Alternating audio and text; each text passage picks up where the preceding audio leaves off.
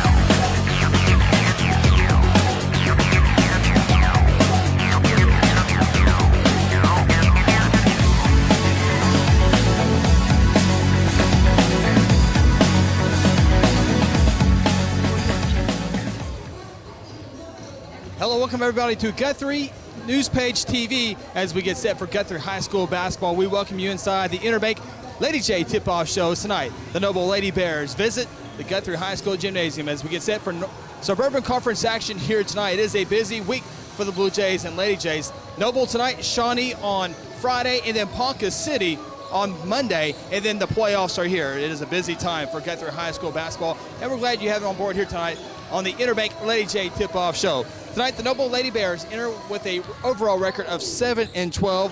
Meanwhile, the Lady Jays enter with a record of 6-13. Lady Jays on Friday night snapped a losing streak when they defeated Western Heights by a final score of 57-44. The Noble Lady Bears, they have lost 2 basketball games in a row and have lost 7 of their last 8 ball games. Again, the Suburban Conference is a tough conference in Class 5A basketball, so both teams have seen that. But tonight, both teams feel like they have the opportunity to win the basketball game here tonight. And here in a little bit, we'll speak with assistant coach Doug Russell, get his thoughts on tonight's matchup. Meanwhile, in tonight's nightcap, it's two basketball teams desperately looking for a win as the Guthrie Blue Jays enter with an overall record of 3-17, while the Noble Bears enter with a 7-12 record. Noble has lost 6 basketball games in a row. The Blue Jays have lost 7 in a row. So this is a big game for both ball clubs as they get set for the playoffs here coming up in the next week. But we got basketball here tonight, and we're going to take our opening timeout here on the Interbank Lady J Tip-Off Show. When we come back, I visit with assistant head coach Doug Russell, get his thoughts on tonight's matchup. Noble and Guthrie, this is the Interbank Lady J Tip-Off Show. Providing unequaled service and exceeding our customers' expectations has always been and always will be the goal of the John Vance Auto Group, conveniently located at 5322 South Division in Guthrie, Oklahoma. I'm Brian Sturkle with Interbank. You can bank on Guthrie's home team, the banking professionals at Interbank. Our decision makers and the people who serve you work closely together to provide responsible service and personal attention. We appreciate your business and look forward to seeing our friends in Guthrie and the surrounding communities at the Blue Jay football games. We're located at 224 East Oklahoma, or you can reach us by phone at 282-0470. Interbank, in it for you. Member FDIC.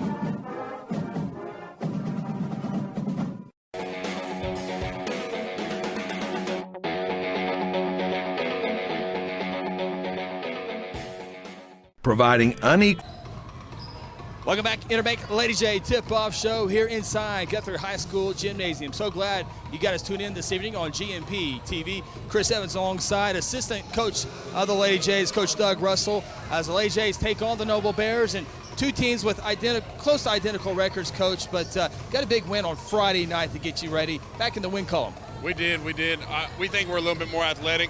Now, if we bring it, it's kind of up to us, but we like our chances tonight. They don't have a standout player. They're kind of even across the board, but I definitely think when you line us up, I think we can out-athlete them tonight. I imagine the girls had to be excited to get a victory over Western Heights and kind of get things going as, again, records don't matter now. It's all about getting better for next week's playoff. Yeah, we're excited. We're actually pretty excited about our draw in the regional, too. I think that it opens up the defined path to a state tournament berth. Obviously, that's weeks down the road, but there is a defined path, so records don't matter anymore. We're focused on outworking our opponent. If we can do that, you never will know what happened. The first year we went to the state with boys with B, we weren't supposed to be there either, and we didn't have a great record then, so you never know what can happen. As long as you outwork them, play hard, and do the things that we're supposed to do, you never know what's going to happen. For the record, Coach Russell's not the only one in the hot pink shirt tonight. It is a pink out. What's tonight? It's breast cancer awareness, so we've sold shirts. If anybody in Blue Jay land wants a shirt, go up to the school. There'll be a sign-up form, and we get them a shirt. It's Valentine's Day, and obviously you're working tonight. Your wife, my sister's working tonight. When wives sign up to marry basketball coaches, they know Valentine's Day usually falls on basketball nights, right? Yeah, and I would think that about radio announcers and stuff too. So just let Casey know we're missing him, and we'd like to have him here if he can sneak in. Coach, best of luck. Thank you, Chris. That's assistant coach Doug Russell. We'll take a timeout here on the Interbank Lady J Tip-Off Show. When we come back, we get set for the starting lineups and tonight's tip between the Noble Lady Bears and the Guthrie Lady Jays. This is the Interbank Lady J Tip-Off Show on GMP TV. When you're hungry, here's a little trick. Jump in the car and head to Golden Chick. When it's gotta be great and it's gotta be quick, you gotta get your tenders at Golden Chick. Golden Chick, for the best chicken, you know what to do. Golden Chick, sides and rolls made fresh for you. Golden Chick, just one bite and you'll forget the rest. The original and still the best. Golden Chick.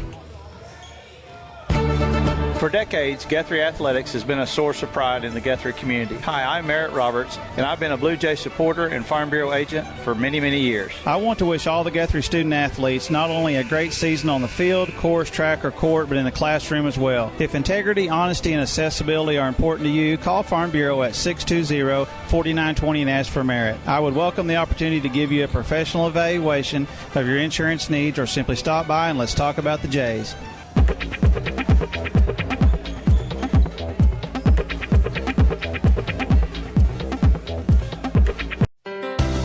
She's your mom, and you want to do your best. And at Golden Age Nursing Home and Ash Street Senior Living, we know just how difficult it is to make choices when it comes to your loved one's needs, and we can help. You'll find caring, supportive staff members and a full range of healthcare services. You'll also find a commitment to quality throughout all of our nursing home and healthcare agencies. Call Golden Age Nursing Home at 282-0144 or Ash Street Senior Living at 282-2000. You want to do your best, and so do we. F&M Bank is a neighborhood bank with 8 branches and 17 ATM locations across 4 counties in central Oklahoma. F&M Bank can help you with all of your personal, business, and agricultural banking needs, or simply add efficiency to your business. Check out F&M Bank with online and mobile banking at www.fmbankok.com or download their app and have all of their services in the palm of your hand. F&M Bank is a neighbor you can count on. F&M Bank, member FDIC. At Terra Insure Group, you'll be helped by lifelong Blue Jay fans, Jason Herzl, Dennis Oaks, and Seth Robbins. They aren't limited to any single provider. They'll work with you to find the carrier and the plan that fits you best. Terra Insure Group is an independent insurance agency specializing in home, auto, and commercial lines of insurance. Call Terra Insure Group at 293-4880 or stop by at 2403 South Division or visit them online at tigok.com. Terra Insure Group, insuring your world. Sonic has every slush flavor someone could ever want. This is basically slush headquarters. Where sour blue raspberry plans world domination. Well, not if Lemonberry has anything to say about it. Oh, Lemonberry, you're already sour. Come to the sour side. Never. I'll never join you. Refreshment just got colorful with new slush flavors like blue raspberry made with Nerds candy. And start your day with the 99-cent morning drink stop. Sonic at I-35 and Highway 33. This is how you... If it has to do with cars, trucks, RVs, motorcycles, or boats, the Guthrie Tag Agency can do it all. Hello, friends. This is Chris Evans, the voice of the Guthrie Blue Jays, letting you know the Guthrie Tag Agency has a new, friendly staff that is trained and experienced and will help provide you with fast and accurate service. I know they help me with all my Pike Pass and car needs so I can follow the Blue Jays all over the state. Give them a call at 282-3873. Open weekdays from 9 to 5 and now on Saturdays from 9 to noon. Located at 2105 South Division. For decades, Guthrie Athletics has been a source of pride in the Guthrie community. Hi, I'm Merritt Roberts, and I've been a Blue Jay supporter and Farm Bureau agent for many, many years. I want to wish all the Guthrie student athletes not only a great season on the field, course, track, or court, but in the classroom as well. If integrity, honesty, and accessibility are important to you, call Farm Bureau at 620-4920 and ask for Merritt. I would welcome the opportunity to give you a professional evaluation of your insurance needs or simply stop by and let's talk about the Jays. Welcome back, Interbank Lady J Tip-Off Show here on GMP TV. So glad to have you on board on Valentine's night, and it is a pretty good crowd here for Valentine's. Mentioned with bringing in Sean Ingle, partner tonight. Mentioned Valentine's with Doug Russell. You know, basketball coaches, usually basketball coaches, but it never seems to fail. Every basketball season, there is a basketball game on Valentine's. So that's right. You think it's purposely scheduled that way? Yeah, exactly. Or, I mean, it never fails. My wife's up here tonight as well, but when you've been married 16 years, I guess we can spend Valentine's Day at the gym. Yeah, the wife of my wife, which I got flowers today, did everything the right way, but she's got a little what we think is a stress fracture, so she's not very mobile anyway right now, so that was an easy excuse for me to come out to the gym here tonight, and we're glad you got us tuned in here as we get set for the Lady Jays again against the Noble Bears. And we look at this, boys and girls, both records kind of identical for both ball clubs, so both teams feel like they can come in here tonight and win tonight, so that's a good thing. So we'll hopefully have 2 good competitive ball games. That's right. I mean, you look at their records, they've both are coming off. The girls have lost 7 of the last 8. Noble isn't much better, so both of them have confidence tonight. As Coach Russell said, they should be the better athletes on the floor, which we haven't been able to say that much this year for the Lady Jays. They've worked hard in all their games, so they're confident tonight. So if they bring it and come to play, they expect to come out on top. But you never know which way the ball's going to bounce. Yeah, and luckily, with that mention, that Lady J victory over Western Heights, that snapped their 5-game losing streak. And I'm tired of talking about losing streaks, but any win you can get any part of the season, especially toward the end of the year, is a good win as you get ready for those playoffs. And we'll have brackets here in a little bit, but try to get some confidence. The schedule is not going to be in your favor when you go to regionals, but hopefully some confidence can build up and That's right. I mean, all you can ask for, like any tournament you're getting ready to, be hot at the right time. You don't have to be the best team all season. Just be hot and at the right time. And I think Coach Chappell went a little bit too quick. Okay, he's going to stop it there. Now I think we're going to get set for tonight's national anthem.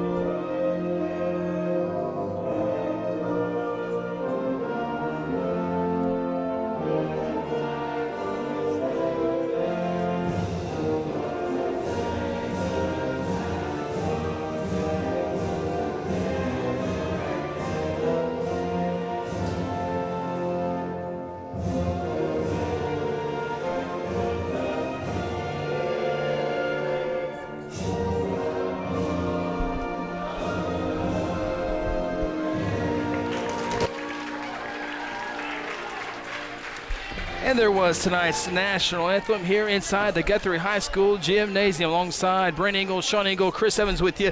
The cool thing about this year's schedule, we mentioned Valentine's night, that's okay.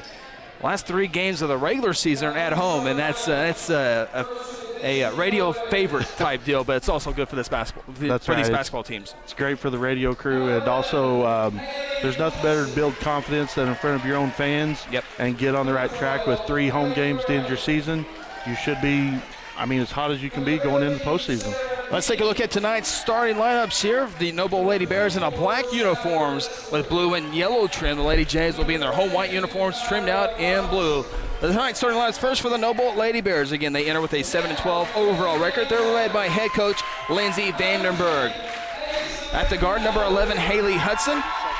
Number 12, Bailey Brown. Number 13 is Sarah King. Down low, 24, Skylar Lester. And number 32, Kyra Robinson, the starting 5 for the Noble Lady Bears. Again, Hudson, Brown, King, Lester, and Robinson. For the Guthrie Lady Jays, they will go as this. For the second or third game in a row, Sarah Reinhardt, the junior guard, she wears jersey number 1, gets the start here tonight. Aislinn Ballard, who's playing her best basketball in her high school career, is the other guard. She is a senior. Number 11, her sister, Nakaya Stevenson, on the 3 guard. Down low, Brandy Jordan, she wears jersey number 23. And Trisha Montalago, number 32 for the Lady Jays. Of course, they're led by head coach Sherry Shimmick, and the Lady Jays in the bright pink. Also the cheerleaders in the bright pink shirts. A lot of pink tonight. Lots of pink, and we're glad to have you on board. Happy Valentine's Day to you. As you see the sign across the way, right at midcourt. We're about set for high school basketball action. Again, Lady Jays snapped a 5-game losing streak on Friday night in Oklahoma City. Took down Western Heights 57-44. Really controlled majority of that basketball game. Lady Jays making their way center court. 3-man officiating crew here tonight. We're set for action. Lady Jays will go left to right. Noble will go right to left here in this first half. Basketball is thrown in the air. We're underway, and the Lady Jays will control the tip. Again, Aislinn Ballard had a great game on Friday night. Shot the ball well, played extremely great defense, but Lady Jays are going to turn it over on their opening possession here with the backcourt violation. Guthrie did a pretty good job of protecting the basketball on Friday night. Western Heights really didn't put a whole lot of pressure, full court pressure, or a lot of man-to-man pressure on the Lady Jays, so the turnovers were kept to a minimum. Lady Jays open up in a man-to-man defense. Noble motion offense. Stevenson with a near steal. Double team comes over to help. King with the penetration. Robinson on the far side comes to the near side. There's a running shot up in the paint, and it is good. Noble Bears on the scoreboard first. Haley Hudson on the glass, and they show full court pressure. And Guthrie's going to turn it over 2 trips. Nope, Monalago can save it. Brandy Jordan on the right side. Ballard jump shot above the free throw line, front rim, no good. Rebounded by Monalago, kicks it out. Lady Jays will have a second chance here on this offensive possession. A minute gone by, first quarter. Aizen Ballard, if I recall my notes correctly, 21 points. I'll make sure of that, but I'm pretty sure it was 21 points. And a great game for the Lady Jays to get off that losing skid. Monalago, point-blank shot miss, gets the rebound, put back, and that second time is good for Trisha Monalago. That's her first bucket. Lady Jays tie the ball game 2-2. Yeah, Sean, you mentioned Ballard had 21. Her sister Nakaya, as Noble turns the basketball over. Nakaya had 15 points, and Brandy Jordan had 10 points. So 3 Lady Jays in double-digit scoring. That has not happened very many times. Talked about a lot this year is to get this Lady Jays going is to get that third score, and to have 3 in double digits was really good. Nakaya had the backdoor cut, but Tricia didn't see her. So Guthrie backs it up. Coming up on 2 minutes gone by, Brandy Jordan baseline floater is good. Brandy Jordan with her first 2 points. So the 2 post players for Guthrie, the first 2 to score. And the Lady Jays had their first lead of the night at 4-2. Reinhardt meets Lester at midcourt. There's penetration, double team help, and there's a game's first foul. Guthrie fans thought Sarah Reinhardt was straight up, but a foul called on Sarah Jr.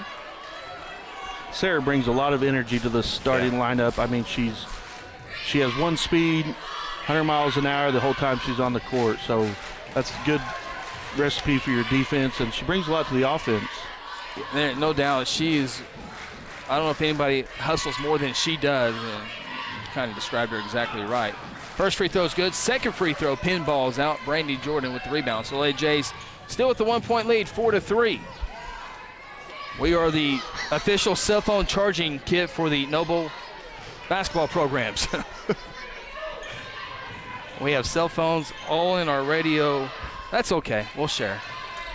Nakaya drives to the hoop. She's trying to charge up this offense. It's no good. Monalago with her third offense rebound. Putback is no good, though. Ball goes out of bounds. Nope. We have a whistle and a foul from the far side official. It will be on the Lady Bears. That's their first personal foul. Team foul as well. Bailey Brown picks it up. Ballard, 17-footer. No. And Monalago, fourth offensive rebound. And she's tied up. And Noble will have possession of the basketball as Lady Jays got the basketball to start the ball game. Monalago's doing a great job on that offensive board, but you just got to hope that she starts finishing that shot with those easy layups, go straight back up strong. Yeah, from a team that doesn't score very much, you definitely got to take every advantage you can. There's a nice cut to the hoop. Dangerous pass, though. Falls in the hands of Sarah King, and before a walk, there was a foul called on the baseline. Foul will go against Brandy Jordan. Brandy's done a good job this year of not getting into foul trouble. She's fouled out a game or 2, but has done a good job being disciplined on the defensive side of the ball. As the first free throw is up and good for Sarah King. She's now 2 of 3 from the free throw line. Ties the game up at 4-4.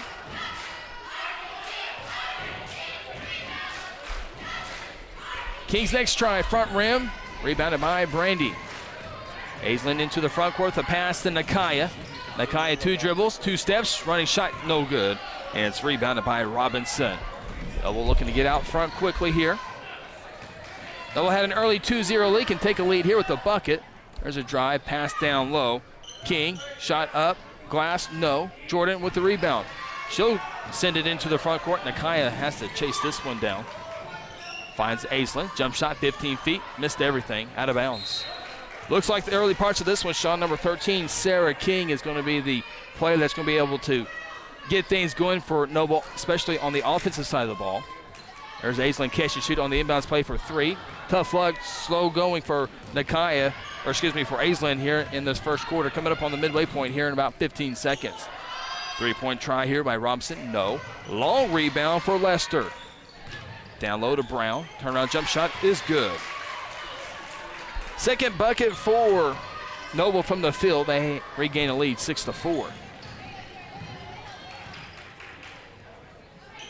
I mean, Guthrie's running their offense, getting the shots they want. There's nothing wrong there. You just hope the shots start to fall at some point.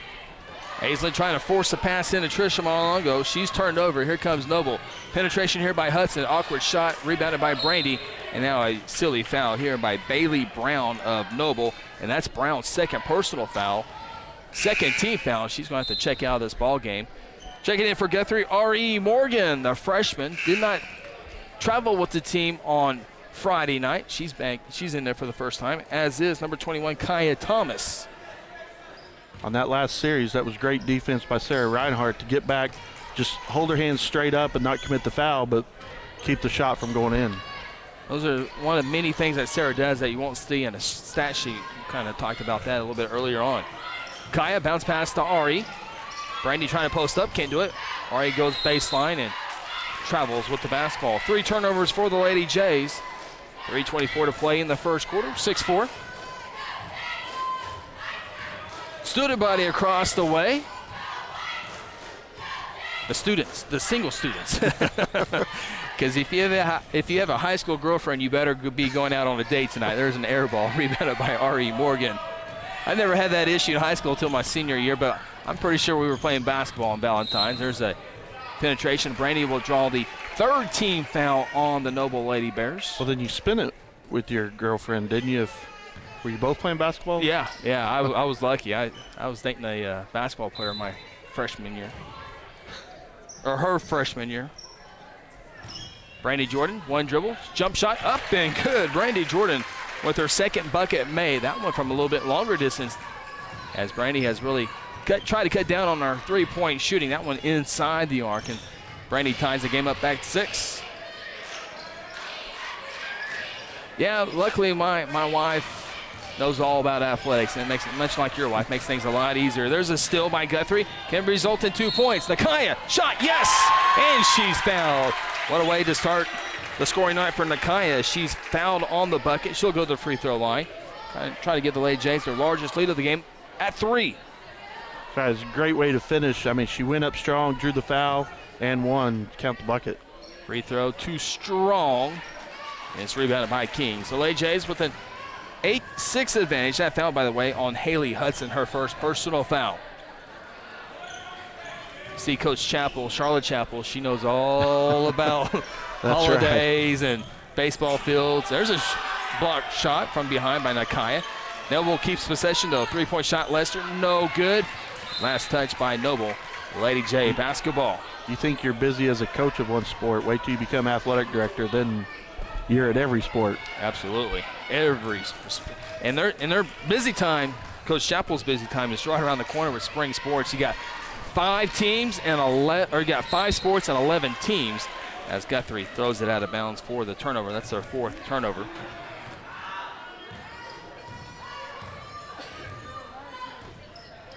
You talk about cell phones. There's 3 of us up here, and we have 7 phones on the table. Yeah, we're generous tonight. No one asked us, but we're very generous tonight. And the Lady J defense collapses there as it's 2 easy points for Skylar Lester on the right side of the backboard, and we're tied up at 8-8. Ari out to Aislinn, catch and shoot, 15 feet, missed badly off the glass. It's rebounded by Sarah King of the Lady Bears. 90 seconds go in the first. Hudson across the timeline. There's a near steal by Aislinn. A hustle foul there, trying to get in the passing alley. Commits her first personal foul. That's the 3rd team foul for Guthrie. Noble will inbound the basketball at midcourt, just left of the scorer's table, right in front of Coach Sherry Shimmick. Robinson inbounds it. 0 running shot on the right side is good. Nice looking shot there. Nice play by Noble right there. It was. Always good, satisfying as a coach when you draw up a play and it works at bounds. Yeah, that's a good call by the official. Brandy Jordan charges into the Lady Bear, and we're going the other way. Brandy Jordan now with 2 personal fouls, and she might have to check out here pretty quick. Don't want to pick up the silly 3rd foul with less than minute 10 to go here in the first quarter. She stays in the ball game. There's penetration. They took it right to her. Good job there of recognizing that by Haley Hudson. Has her second bucket of the night, and Noble has a 4-point lead, 12-8. Coach Sherry Shimmick needs a timeout. 56.8 seconds to play here in the first. It's a 30-second timeout. Coach Sherry Shimmick with the short timeout. Another special event here at halftime of the boys game. We'll have another edition of YMCA Youth Basketball. We'll have a mixture of young Lady Jays and young Blue Jays going at it, and we saw that last week on last Tuesday night, so it should be an entertaining. Our halftime numbers should be beyond the roof tonight. Right. That's always an entertaining. I know you've been coaching YMCA, and I've been doing it now. I think this is my 8th year, and last year for Brent. But starting when they're 4 years old and be able to go all the way through until they're 12, I mean, it's been a lot of fun and gets emotional when you're almost done with it. Yeah, I imagine so. This was just my 2nd year. We got one more week, but I've enjoyed it a whole lot more than I ever thought I would. Good kids, good parents. Lady Jays down 4. Like to get a bucket here, play some defense, get one more bucket, and try to tie this thing up before we go into the second quarter. Double 2-3 zone defense, so Lady Jays probably going to be a little patient here. Brandy Jordan charges in. Lucky there's no call. Missed shot. Morgan putback is good. Lady Jays dodge a big bullet there, Sean, as it could have been third foul on Brandy. Ari picks up the loose change and cashes it in for 2. Yeah, I'm surprised she's still in there with those 2 fouls because you don't want to lose her this early. Aislinn with the steal. Right-handed layup. Good. We're knotted up at 12. 13 seconds to go. Don't reach in. Move your feet. Noble, see if they can be patient here. Ball knocked out of bounds by Nakaya. Stays with Noble. Trisha Monalago, see if she comes in for Brandy. That's what I'm rooting for. Yeah, she'll go out with 9.2 to go in the first.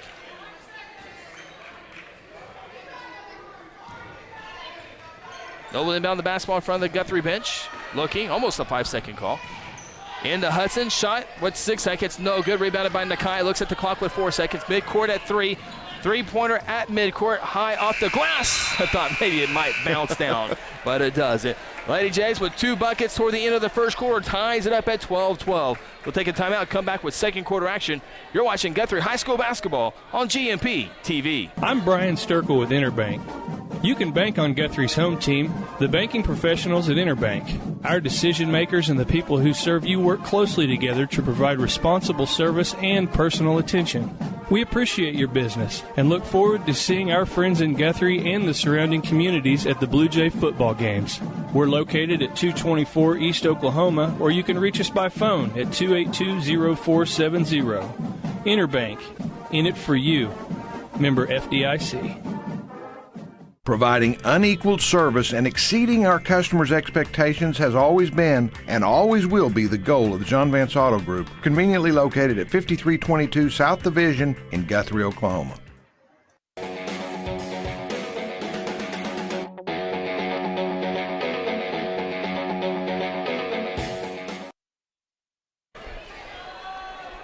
You get a good look at the Lady J huddle coming out of the first quarter timeout. We get set for second quarter action. Brent Engel on the camera. Sean Engel to my right. Chris Evans with you here on a Tuesday night. 2 days of rain in the Guthrie area, over an inch of rain. That can only mean spring sports around the corner, but yes, it does help out a little bit. Not perfect for that burn ban that's in effect. The governor enacted that on Friday. It's been a slow, steady rain, just what you want, so it gets soaked into the ground. So absolutely. Nakaya Stevenson dribbles in, nothing there. Noble still in that 2-3 zone defense. Here's a 3 by Aislinn. Rim, no good. Trying to get her shot going from the outside. Having a hard time as the Noble Lady Bears have the basketball. Left wing with it. Down low it goes. Here's that penetration by King. Shot up, no. She's an aggressive offensive player. You like to see that. Shot short, though. Here comes the Lady Jays. Sarah Reinhardt, Nakaya Stevenson, Aislinn Ballard, Trisha Monalago, and R.E. Morgan on the floor for the Lady Jays, trying to dissect this 2-3 zone defense. Glass rim, no good for three-point shot by Nakaya. It's rebounded by Noble.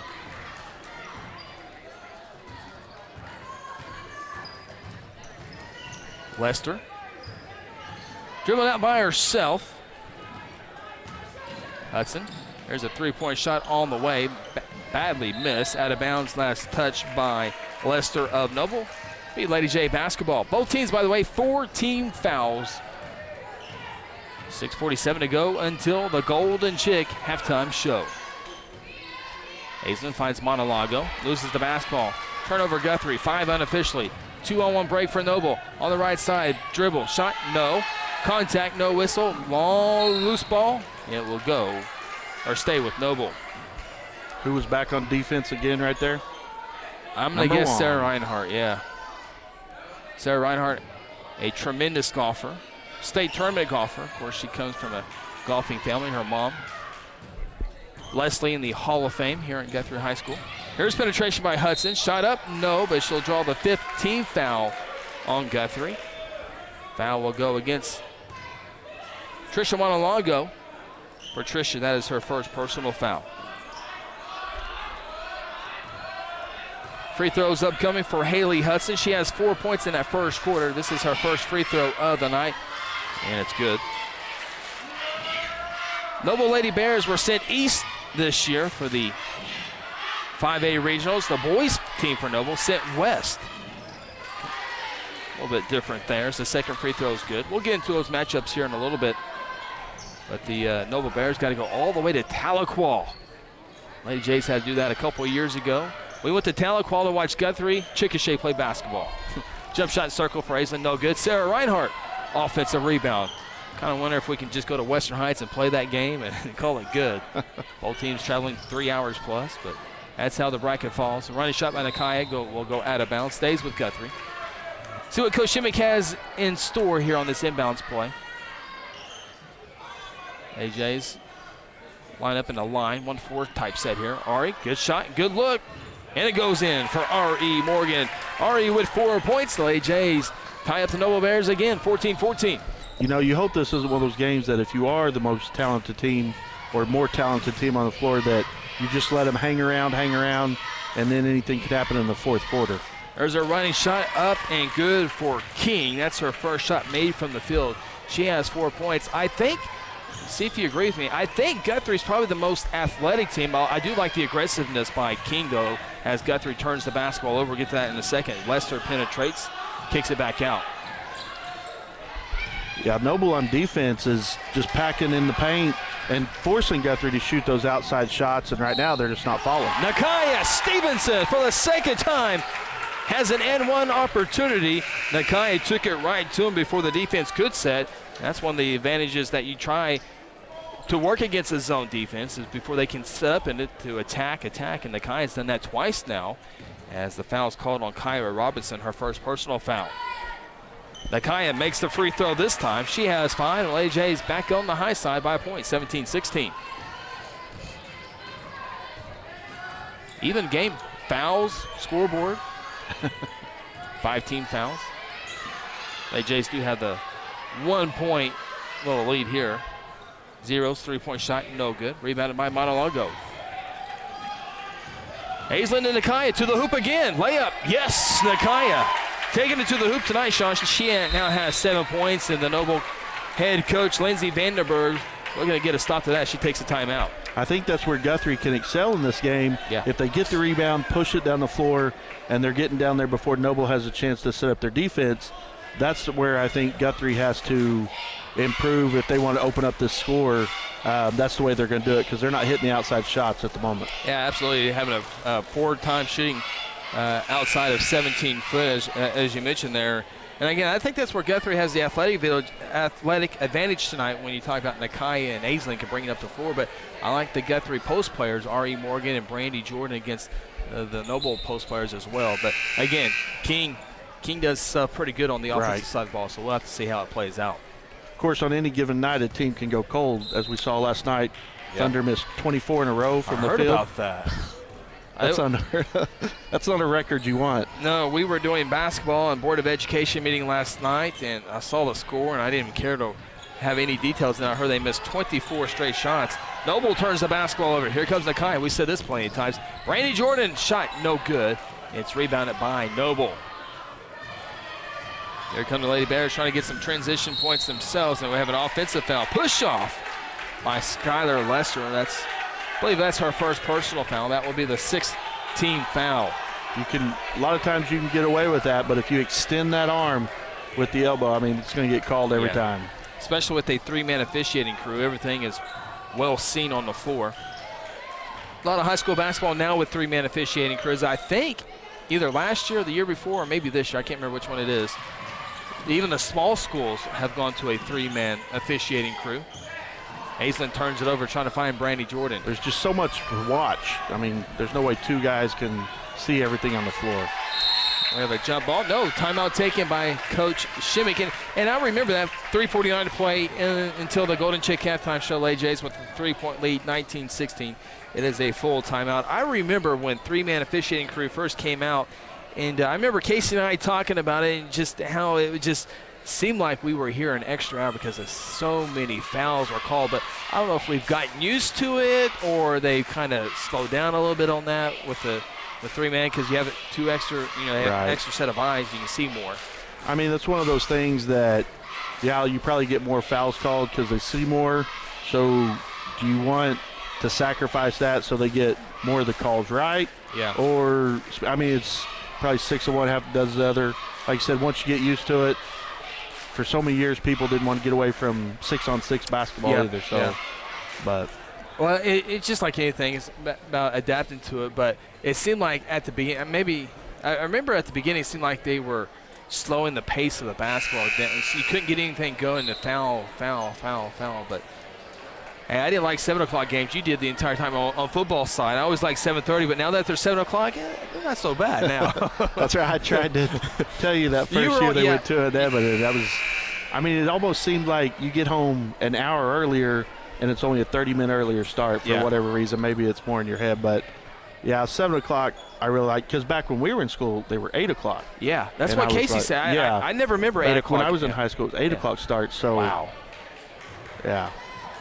There probably weren't too many media timeouts back then. That's true. You travel to Altus for an 8 o'clock start, and you get home at So with Guthrie at Lawton, Woodward, and Guyman this coming football season, 7 o'clock will not be bad at all. Reinhardt with basketball as we resume action here. Guthrie out of the timeout. Noble stays in that 2-3 zone defense. 2 out front, 3 down low. Not trapping out of it. Guthrie be patient here. Brandy to the hoop. Got away with the travel. Missed the shot, though. Got to be careful, Brandy Jordan, playing with 2 personal fouls, and now Noble can't bring in the rebound, lose it out of bounds. Both teams now with 5 turnovers. Yeah, Brandy just took it in right through 3 Noble Bears, somehow split the defense and got the layup up, only it didn't fall. Through Noble Lady Bears, but I think it took 3 steps to do it, but that's okay. 1 step for every defense. Down low, Montalongo finishes it off. Nice feed. Aislinn Ballard with the assist. Tricia has 4 points, and Lady Jays had their largest lead of the night, 21-16. Good look by Aislinn. Now Guthrie goes to a zone defense. There's Ballard with a near steal. I haven't seen Guthrie Lady Jays in too many zones this year.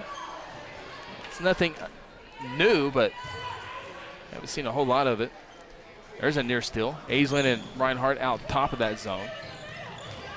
Nice ball fake. Got 2 Lady Jays up in the air. It's a nice shot there by number 10? Don't think I have her name. I think that's number 10. Looks like number 10. We'll go with number 10. Black uniforms, white letters. Blue numbers. Blue numbers outlined in white. There's a shot, no good. Kaya Thomas takes it away, feeds Trisha Montalongo. Nice job there. Kaya Thomas feeds Montalongo. Trisha taking advantage of that. Back-to-back buckets. The Lady Jays with a 5-point lead, 23-18.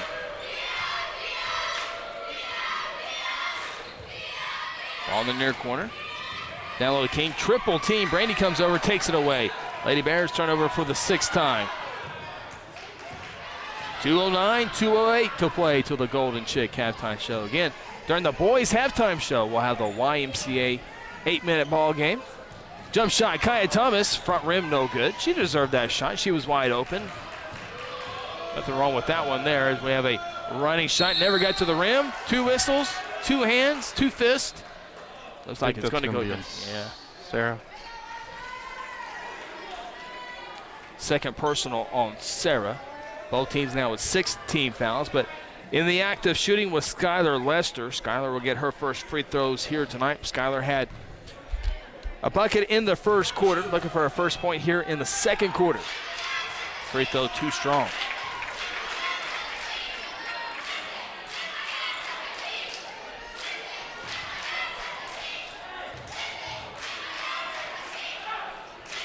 Next free throw circles out. Montalongo with the rebound. Reminds me of that Kansas-West Virginia game when that guy had the rebound and went off his hands. For him, three-point shot, Ballard no good. Ball saved, nope, on the baseline. West Virginia needed a missed free throw, and they got it, and the guy couldn't bring it in. The rebound, lost it out of bounds. But I'm glad for him that his teammates stole the ball in the inbounds play after that. Be a tough way to go to sleep at night, especially with that long trip to West Virginia. That's right. I mean, they had that lead down the stretch, and you could just tell the pressure of the fog. Yeah. I mean, it just got to them as free throws. They couldn't get the ball in bounds. I mean, that was intense. Sure was. You know, Trey Young out of Norman North has a decision to make on Thursday. It sounds like it's leaning toward OU, but man, if you know he had to be watching that game last night, how cool that would be to be able to play at a high level at Kansas. But we'll see what he has in store. As the ball goes out of bounds, it will go to Noble. I mean, that's one thing about it. You go play basketball at OU, you can be a star on the basketball court, but on campus, the football players are going to be the stars. Absolutely. You go to Kansas, if you're a star on the basketball court, you're going to be a star across the campus. Yeah. Of course, we're not in his shoes, but it would, from afar, there's a running shot. Nice penetration there by Haley Hudson. She now has 8 points in the ball game. Her third shot made from the field. Lady Jays lead down to 3, 23-20. So I think that decision's at noon on Thursday. Of course, he was named to the McDonald's All-American team. Had his ceremony on Monday yesterday. We have a foul called on Noble, foul called on Sarah King. We'll see how it plays out.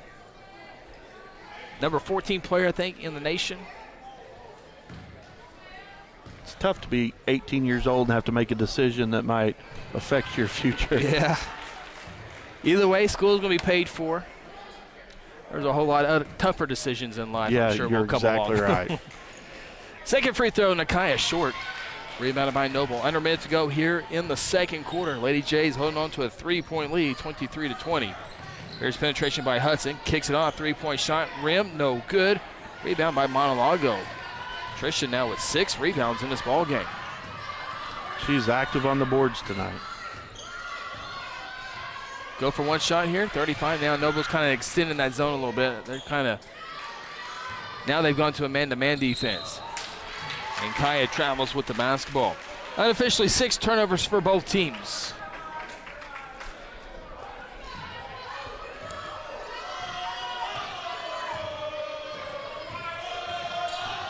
Hudson kicks it off to Brown. Baseline, double team. Out to King. King will draw the foul, 17th foul on Guthrie. And they will call the foul on R.E. Morgan, the freshman's first personal foul. King back to the free throw line, 2 of 4. All that coming in the first quarter. 4 points in the game for her. Free throws, heel the rim, no good.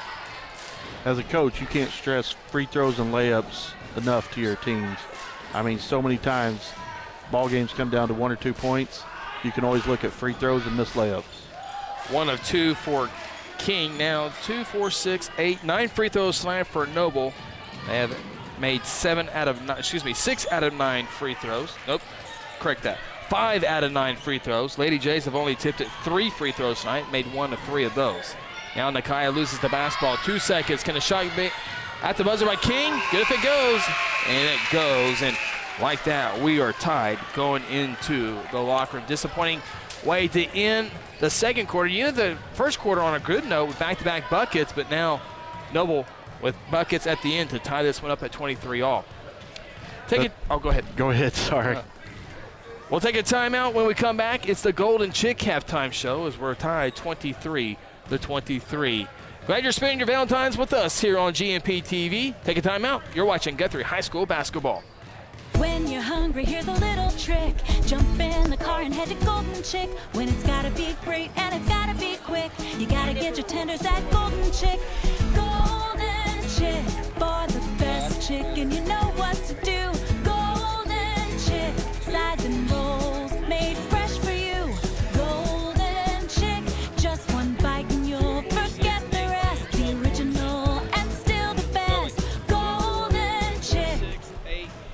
If it has to do with cars, trucks, RVs, motorcycles, or boats, the Guthrie Tag Agency can do it all. Hello, friends. This is Chris Evans, the voice of the Guthrie Blue Jays, letting you know the Guthrie Tag Agency has a new, friendly staff that is trained and experienced and will help provide you with fast and accurate service. I know they help me with all my Pike Pass and car needs so I can follow the Blue Jays all over the state. Give them a call at 282-3873. Open weekdays from 9 to 5 and now on Saturdays from 9 to noon. Located at 2105 South Division.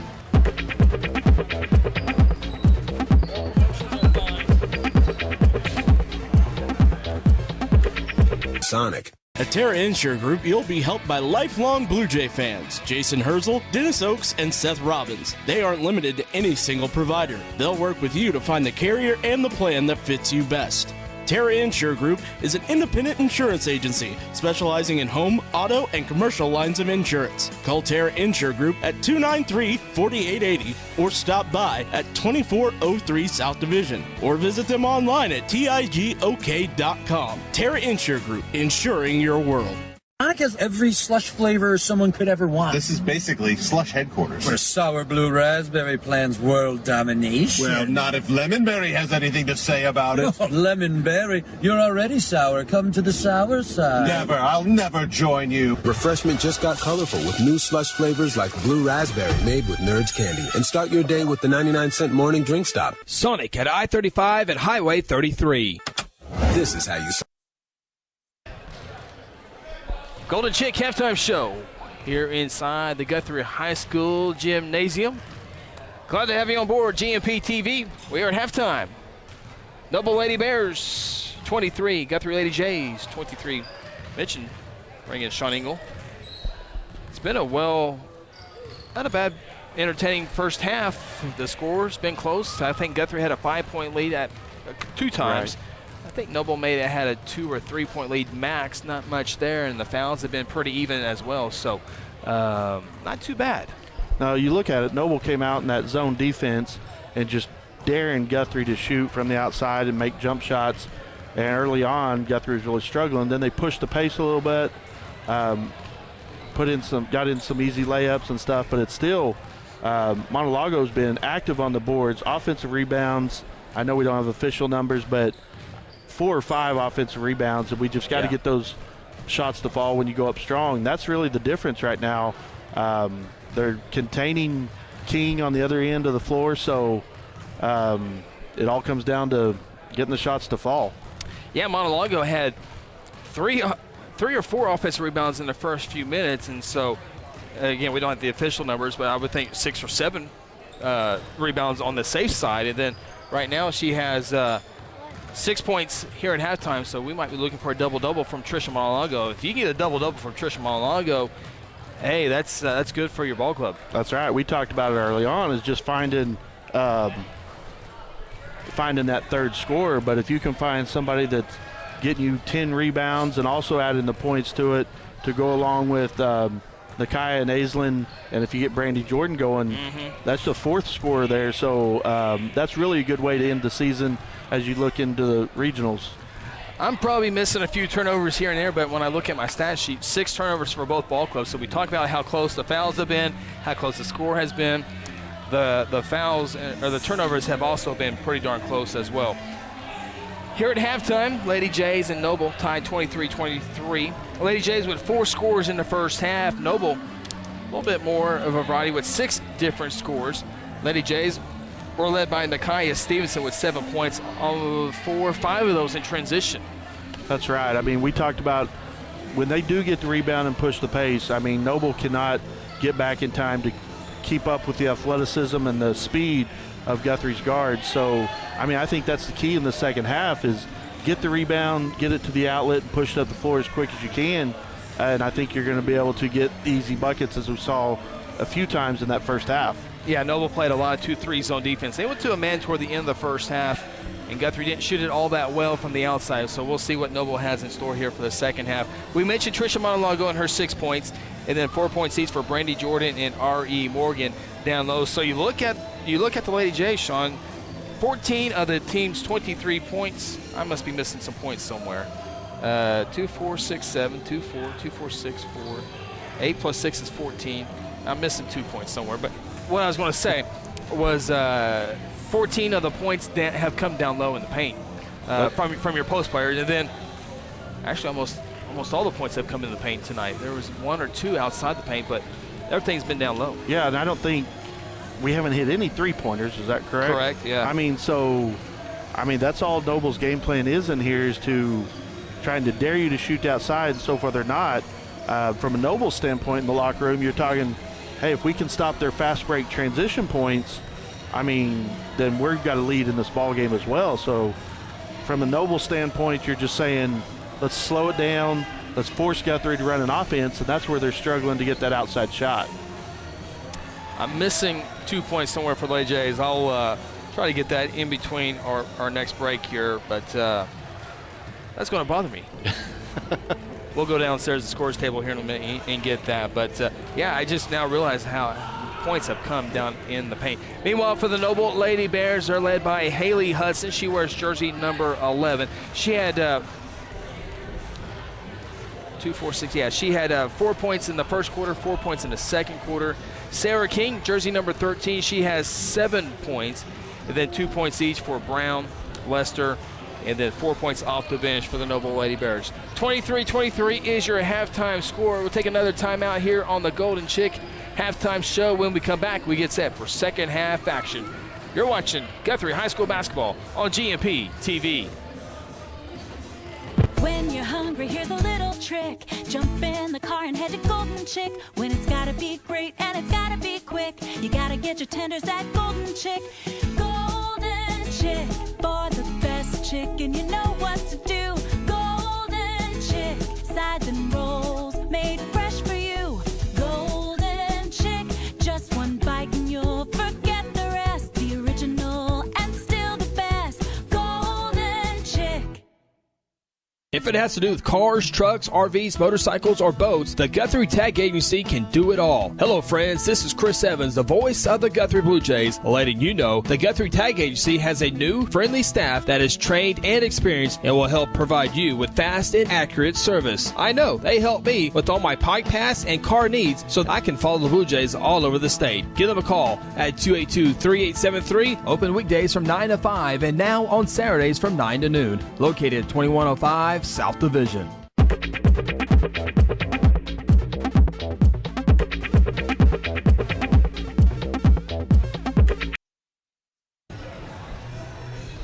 You're watching GMP TV, the home of cell phones.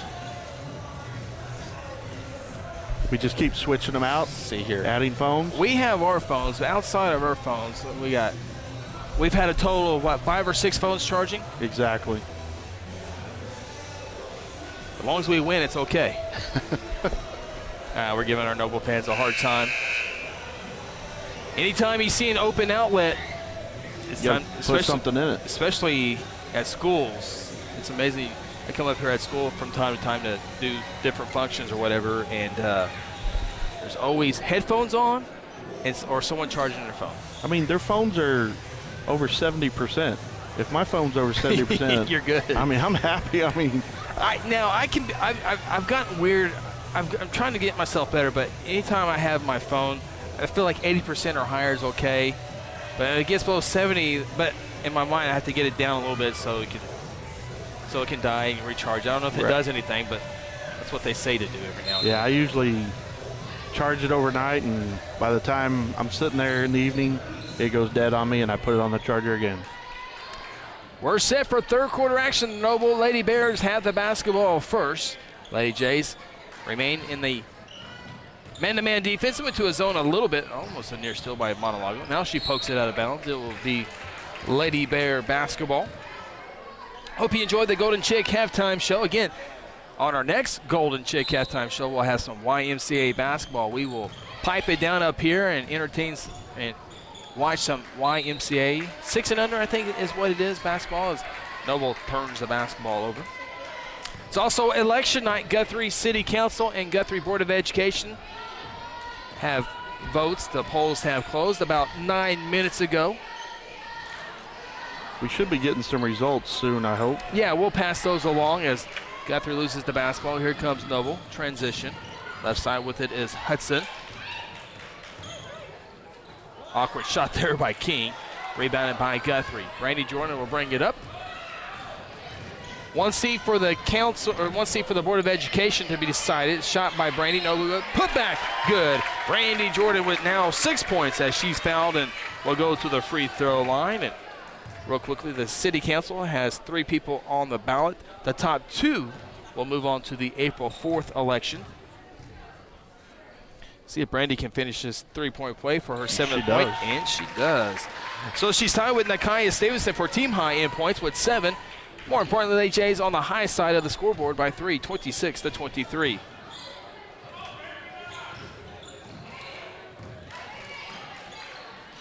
Three-point shot, no. Rebound, Sarah Reinhardt. A long pass to Nakaya. Run out layup, yes. Nakaya has been aggressive on that right side. Getting out, she has 9. That's what we talked about at the halftime is get the rebound, give it to the outlet, and push it up the floor for the easy layups.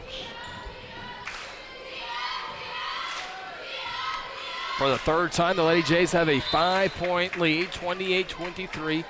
Aislinn knocks that one out of bounds.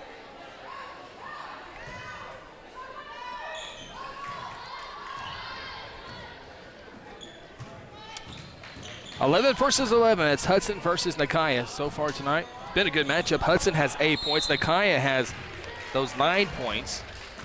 We have a whistle and a foul on Guthrie. First team foul, each team with 1 team foul. Second personal foul on Aislinn.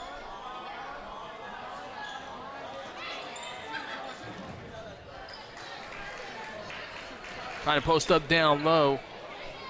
Now they try to get down low to King, working on trying to get Brandy Jordan's 3rd personal foul. It's a probably good idea by Noble, but good defense by Brandy. Noble has to bring it back out. Hudson kicks it out. Brown, 3, no. Long rebound, Brandy tries to save it, and she does to Nakaya. Here we go. You know, from a Noble standpoint with King, you ought to go down low, post up Brandy, and see if you can get Brandy to commit that 3rd foul, because I think that would be huge for Noble in this second half.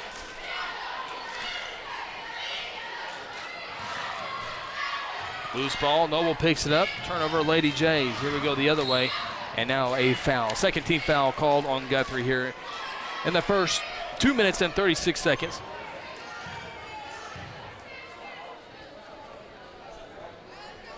Noble 5 of 9 from the free throw line in the first half. Guthrie was just 1 of 3. There's a shot by King. It's no good. Ballard with the rebound. Dribbles out the double team. Here we go. Lady Jays off to Monologo. Not what Guthrie was looking for. Tricia did a good job of running the floor, but the guards have got to get it a little bit closer in. And now Noble makes Guthrie pay for it as Kyra Robinson lays it off the glass for 2. Now all 5 starters for Noble have scored in this ball game. That's never good when your guards pass your post in the middle of the floor in the midst of traffic. I'm not sure if Tricia was ready for it or not.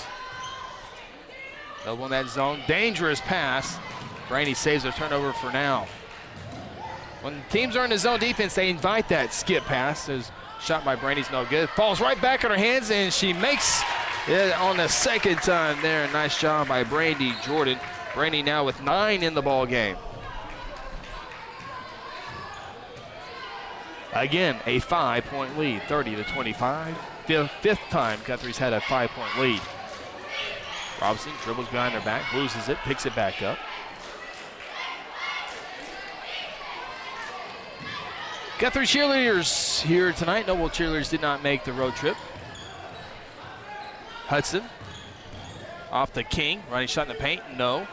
King gets the rebound, and she's fouled. Let's see if that's the 3rd personal foul on Sarah Reinhardt. It is on Sarah, her 3rd. Guthrie, both teams, Guthrie and Noble, play in the Suburban Conference. Guthrie is in the Northern Division. Noble's in the Southern Division. All teams in the North play each other twice. All the teams in the South play each other twice. And then the North will play the South 1 time. There's a time or two, a couple teams have to play each other, but this is the only regular season meeting between these 2 ball clubs. 3-point shot by Lester is good. And the game's first 3-point shot is made by Noble.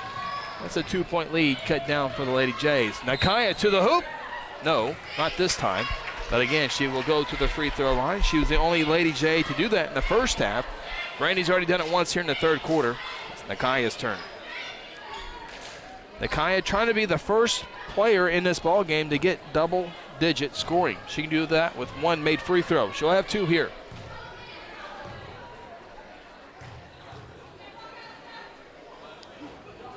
And she does it on her first try. Now 2 of 4 from the free throw line.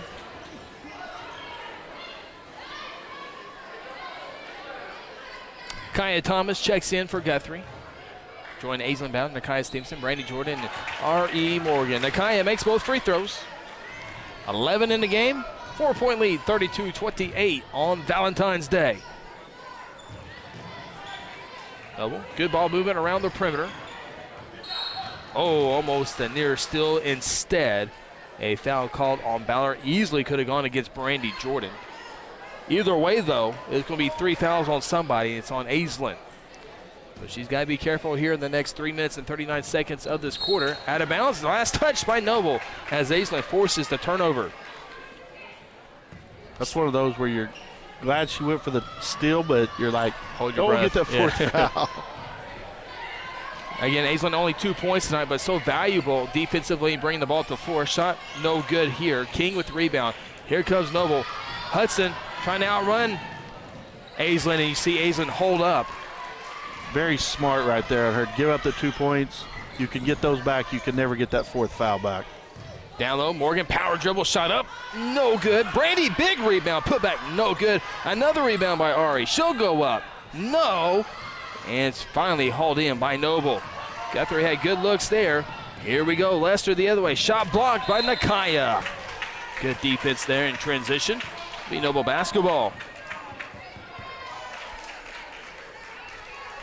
2:56 to go here in the third. Get a fun ball game here tonight.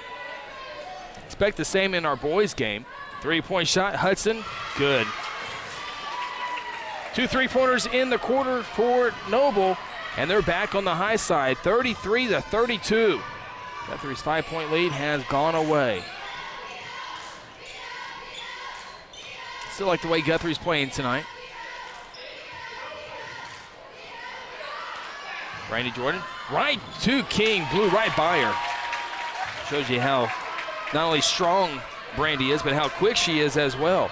That just shows when Guthrie's patient. They can get it in that zone, and Brandy can take it to the hole as they're one-on-one. It's always rewarding when you make a team go out of a zone into a man-to-man because they feel like they don't have an athletic advantage, or they feel like the other team can't shoot very well. And if you can ever get them to go out of a zone, it's always rewarding as a team.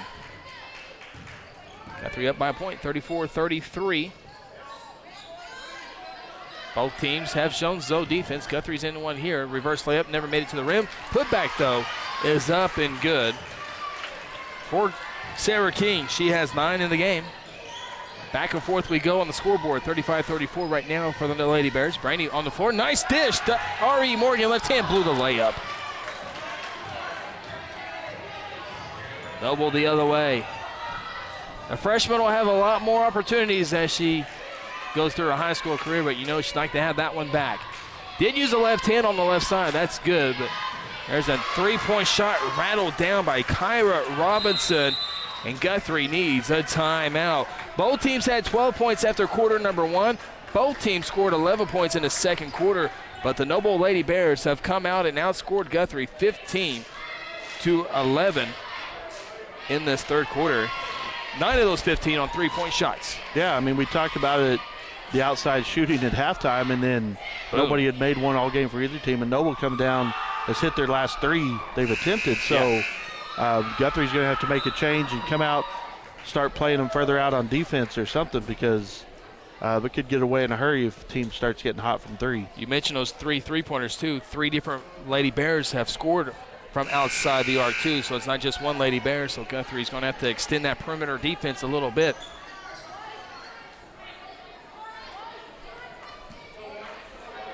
I think my cameraman fell asleep. Had a good shot there at the team huddle. That was a good photo on our replay booth here. Back to action, Lady Jays now down 4. By the way, this is the largest lead for Noble. Kai Thomas in that far corner. Puts it on the floor. Dangerous pass that's stolen away by Noble. Here comes Hudson, layup, good. Danger time for the Lady Jays. Down 6, game's largest lead for either ball club. Nakaya dumps out to Kaya. Catch and shoot for 3. Yes!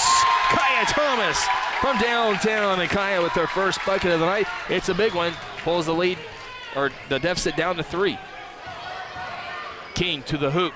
Missed the layup. Rebounded by Nakaya. She'll run the floor. Here comes Guthrie. A 3 would tie it. Nakaya to the hoop. Shot awkward there. No good. Rebounded Noble. 33 seconds to go in the third. 2-on-2. Lester on the right side trying to feed it to Hudson. It's off the hands of Haley Hudson. Yeah, remember that three-pointer there that was made at the time, because that's going to be huge as we end the third quarter for confidence. Yeah, Noble was on a little bit of a run there. Shooting the ball well, then Kaya catches shoot. We haven't seen Kaya do that too often this year, and it comes at a good time to do it here tonight. Guthrie trying to go for the final shot. Aislinn with a jump shot, foot's on the line. Her second bucket. Now Noble with 3 seconds to go. Lady Jays within 1. Three-pointer is no good by Lester. Lady Jays in the third quarter on a 5-0 run to cut the deficit down to 1. We'll take a timeout. When we return, fourth quarter action of a good one, Guthrie and Noble. You're watching Guthrie High School basketball on GMP TV. Has to do with cars, trucks, RVs, motorcycles, or boats, the Guthrie Tag Agency can do it all. Hello friends, this is Chris Evans, the voice of the Guthrie Blue Jays, letting you know the Guthrie Tag Agency has a new, friendly staff that is trained and experienced and will help provide you with fast and accurate service. I know, they help me with all my Pike Pass and car needs so I can follow the Blue Jays all over the state. Give them a call at 282-3873, open weekdays from 9 to 5 and now on Saturdays from 9 to noon. Located at 2105 South Division. For decades, Guthrie Athletics has been a source of pride in the Guthrie community. Hi, I'm Merritt Roberts, and I've been a Blue Jay supporter and Farm Bureau agent for many, many years. I want to wish all the Guthrie student athletes not only a great season on the field, course, track, or court, but in the classroom as well. If integrity, honesty, and accessibility are important to you, call Farm Bureau at 620-4920 and ask for Merritt. I would welcome the opportunity to give you a professional evaluation of your insurance needs, or simply stop by and let's talk about the Jays. We get set for fourth quarter action here on GMP TV. While we were away, the officials did get together and they did rule it a 2-point shot. The foot was on the line, so it is ruled a 2-pointer. Now, wait a minute. I apologize, they made it a 3-point shot. The scoreboard showed 2, we have a whistle and a foul. So Aislinn Ballard actually made a 3-pointer. I'm pretty sure I saw the official hold up 2 fingers, but I'm getting old too. So, like I said, there's the whole in-between periods. They had it 39-40 up there, and then I guess they got together again. Ari misses her first free throw, second free throw upcoming. This is her first time to the free throw line tonight. She makes the second one as she rips the cords, and Lady Jays back to a 1-point lead, 41-40. So both teams scored 17 points in the I missed that one. Who? I think it was number 10. All right, we'll catch it on a replay here in a little bit. But at the end of the first quarter, it was 12-12. At the end of the second quarter, it was 23-23. And at the end of the third, it's 44. Aislinn Ballard from downtown, the Lady Jays. Third made 3-point shot. That's Aislinn's second one. And the Lady Jays back up by 2, 44-42. Just like that, we talked about the outside shooting, and then both teams get hot. That running shot was Haley Hudson. Boy, she's having a good game offensively tonight. 3-point shot, no good. Nakaya with the rebound. AJ's trying to add to a 2-point lead here in the fourth quarter. Guthrie 14 fouls. Aislinn for 3 again. This time no good after making 2 in a row. Whistle. Timeout taken by Noble.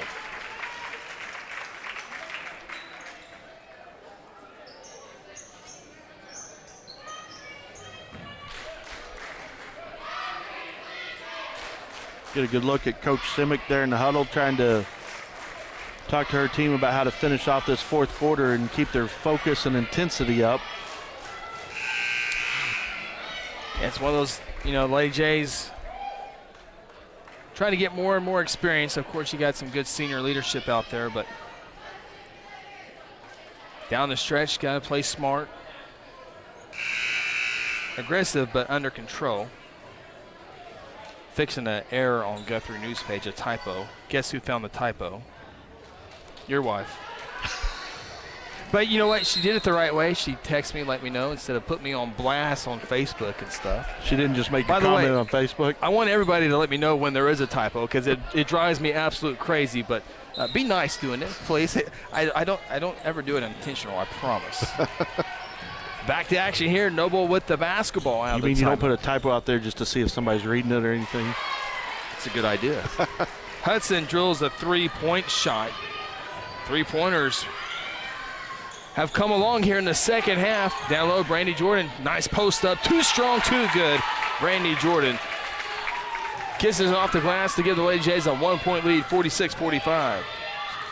Brandy now with 13 points in the ball game. Pick and roll. Brandy steals it. A long pass to Nakai. Nakai's been good at this tonight. Right out layup. No good this time. Brandy, be careful. I want to pick up a silly foul there. 2 minutes gone by in the fourth. Lady Jays with a 1-point lead. Brandy with another steal. Jordan, slow it down. There's a foul. No rush here. That will be the fourth team foul for Noble. Sean, will you go to that election page real quick and refresh and see if we have any updates? I'm pretty sure they're probably not going to be final yet. See if there's any early numbers reporting. Nothing on the school board yet. Oh, council. Council members. 11 people voted before today. The voter turnout might not be too big tonight. I was number 65 at 5:30. I vote at the same place as you do. I was number 23 at 11:45. How many people voted in the school board? Should be a little bit more. There's a little bit bigger area. Got 70 there. 70 voted before today. Ball's loose. Brandy Jordan picks it up. Here come the Lady Jays up by a point.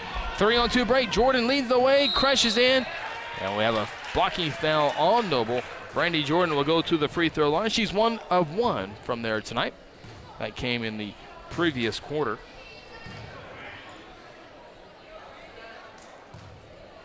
Aislinn has 8 points, 11 points for Nakaya, 13 for Brandy right now. Guthrie might be on their way to another game where they have 3 Lady Jays in double-digit scoring. Trisha Montalongo had a good start with 6 first-half points, yet to score here in the second half. Kaya Thomas comes off the floor. Sarah Reinhardt checks back in. Brandy for a 3-point lead. Can't do it. Free throw out. Lady Jays by 2, 47-45 on a Tuesday night. Chilly and rainy outside, but nice and comfortable here in the gym this evening. Hudson penetrates, loses the basketball. Aislinn picks it up. She'll speed, and then Haley Hudson will knock it out of bounds. Guthrie will inbound it there.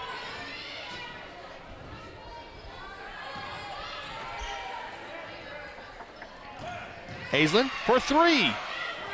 Off the hill of rim, no good. Left her wide open. Jordan with the offensive rebound. Shoot it again. Why not? No good. Aislinn wide open. I don't have anything wrong with those shots, especially after she's already made 2 here tonight. Still plenty of time in this one. Brandy Jordan got lucky not to commit a foul there. That would have been a silly foul there.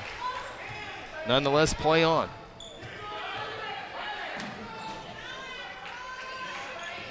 Robinson puts it on the floor. She's hit a 3-pointer earlier. Penetration by Lester. Awkward shot in the paint's no good. Ball out of bounds. Last touch by Guthrie.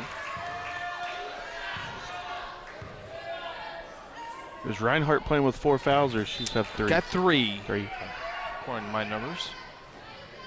3-point shot off the inbounds play. There it is again. 3-point shot made by Bailey Brown. She becomes a 4th Lady Bear to hit a 3-pointer tonight, all coming in the second half. Noble back on top, 48-47. Back and forth we've gone. Nakai to the hoop. No. Montalongo put back. Yes. Trisha Montalongo, 8 points. She's getting closer and closer to that double-double. Left all alone, too. Midway point of the fourth quarter.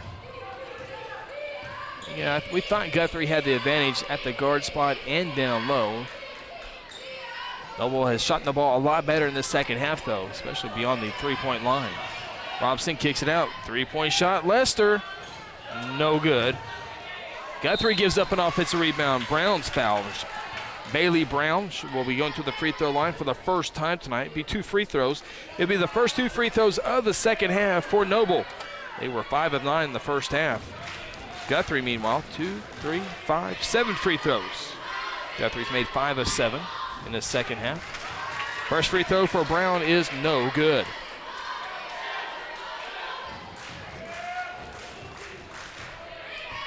Computer feed looks good tonight. Free throws up and good by Brown. Brown now with 6 points in the game. We're tied 49-49. We've been tied often here tonight. Nakaya thought about it. Kicks it off to Reinhardt. She'll try a 3.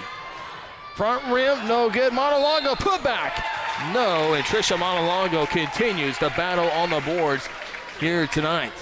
Good to see it from the junior post player. She'll go to the free throw first time tonight. Makes 2 of these, and she can get in the double-digit scoring. Rips the cords on the first one. 50-49. Stat tonight would have kept up with tonight was lead changes and ties. Next free throw is good. Montalongo, double digits with 10. This is a really good team effort tonight by both ball clubs, and there's a whistle foul, and Skylar Lester, who's 0 for 1 from the free throw line, was it before the shot? I think I called it before the shot, and that's a foul on Sarah Reinhardt. We talked about how aggressive she is. Oh, I apologize. That's her 5th personal foul. I lied to you earlier. It's all right. I won't hold it against you. Appreciate that. So Sarah Reinhardt fouls out, does not score, but she's not a scorer. Plays hard. Inbounds play. Shot up. No good. Good defense by Nakai to contest that shot. It falls in the hands of Aislinn. Now, maybe slow it down here and set up your offense and work trying to get it down low with Brandy Jordan or R.E. Morgan down low.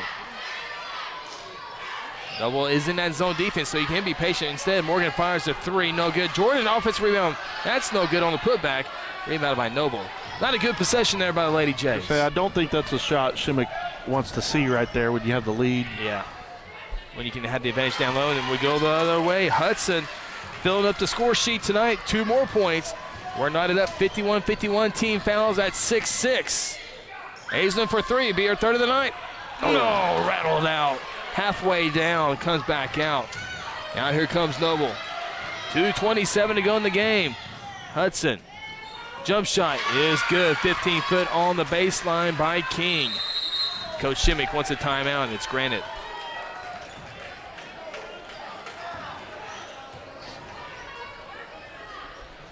Back and forth. Really has, man. I mean, from the get-go, Guthrie's had some 5-point leads sprinkled in there. Noble up to 6 points at one time. Right. 40-34, I think it was, before Aislinn Ballard, or excuse me, Kaya Thomas hit that 3-pointer to make it 40-37. Stay tuned after this one. It's our Golden Age postgame show. We'll wrap this game up, tell you how we got to the final score, and then we'll segue into our Interbank Blue Jay tip-off show here in just a little bit. This is one of the more entertaining Lady J games we've had this year, Sean, and hopefully the Lady Jays can put this together and get in the win column. Be 2 wins in a row if they can do that. It really is. I mean, we talk about all year about the Lady Jays scored over that 48-point threshold. Tonight they broke 50. The only problem is they've given up 53 at the moment, so you just hope they can tighten up that defense a little bit, and they can get the easy shots if they're just patient, let it come through their offense. Completely opposite of their last possession. Exactly. Or the one where we had the 3 outside. Right. Might have been the second to last possession. Because I think you've got the advantage down low we've talked about with Brandy Jordan and R.E. Morgan down there. Trisha Montalongo as well. Yeah, and Trish, especially on the boards. How can I forget that? but then you have your post out there taking a 19-foot jump shot. I don't think that's really what they've set up in practice. Freshman learning curves. Mari's going to be a good one, though. She'll continue to work as well. Both of her parents were standout athletes here at Guthrie High School. Nakaya bounce pass to Aislinn. Down low it goes to Brady Jordan. Double team. Puts it on the floor. So they go right back down low as we were talking to. Brady goes in. Shot no good, but Brandy will go to the free throw line. It's kind of like we had a microphone down in that huddle. We don't. We wouldn't do that. Well, if we could, if they let us mic up the coach. Yeah. We have an extra wireless space. Brandy Jordan to the free throw line. All of her free throws, all three of them have come in the second half. She's 2 of 3. She has 14 points in the ball game. 10 of those here in the second half. First free throw's no good.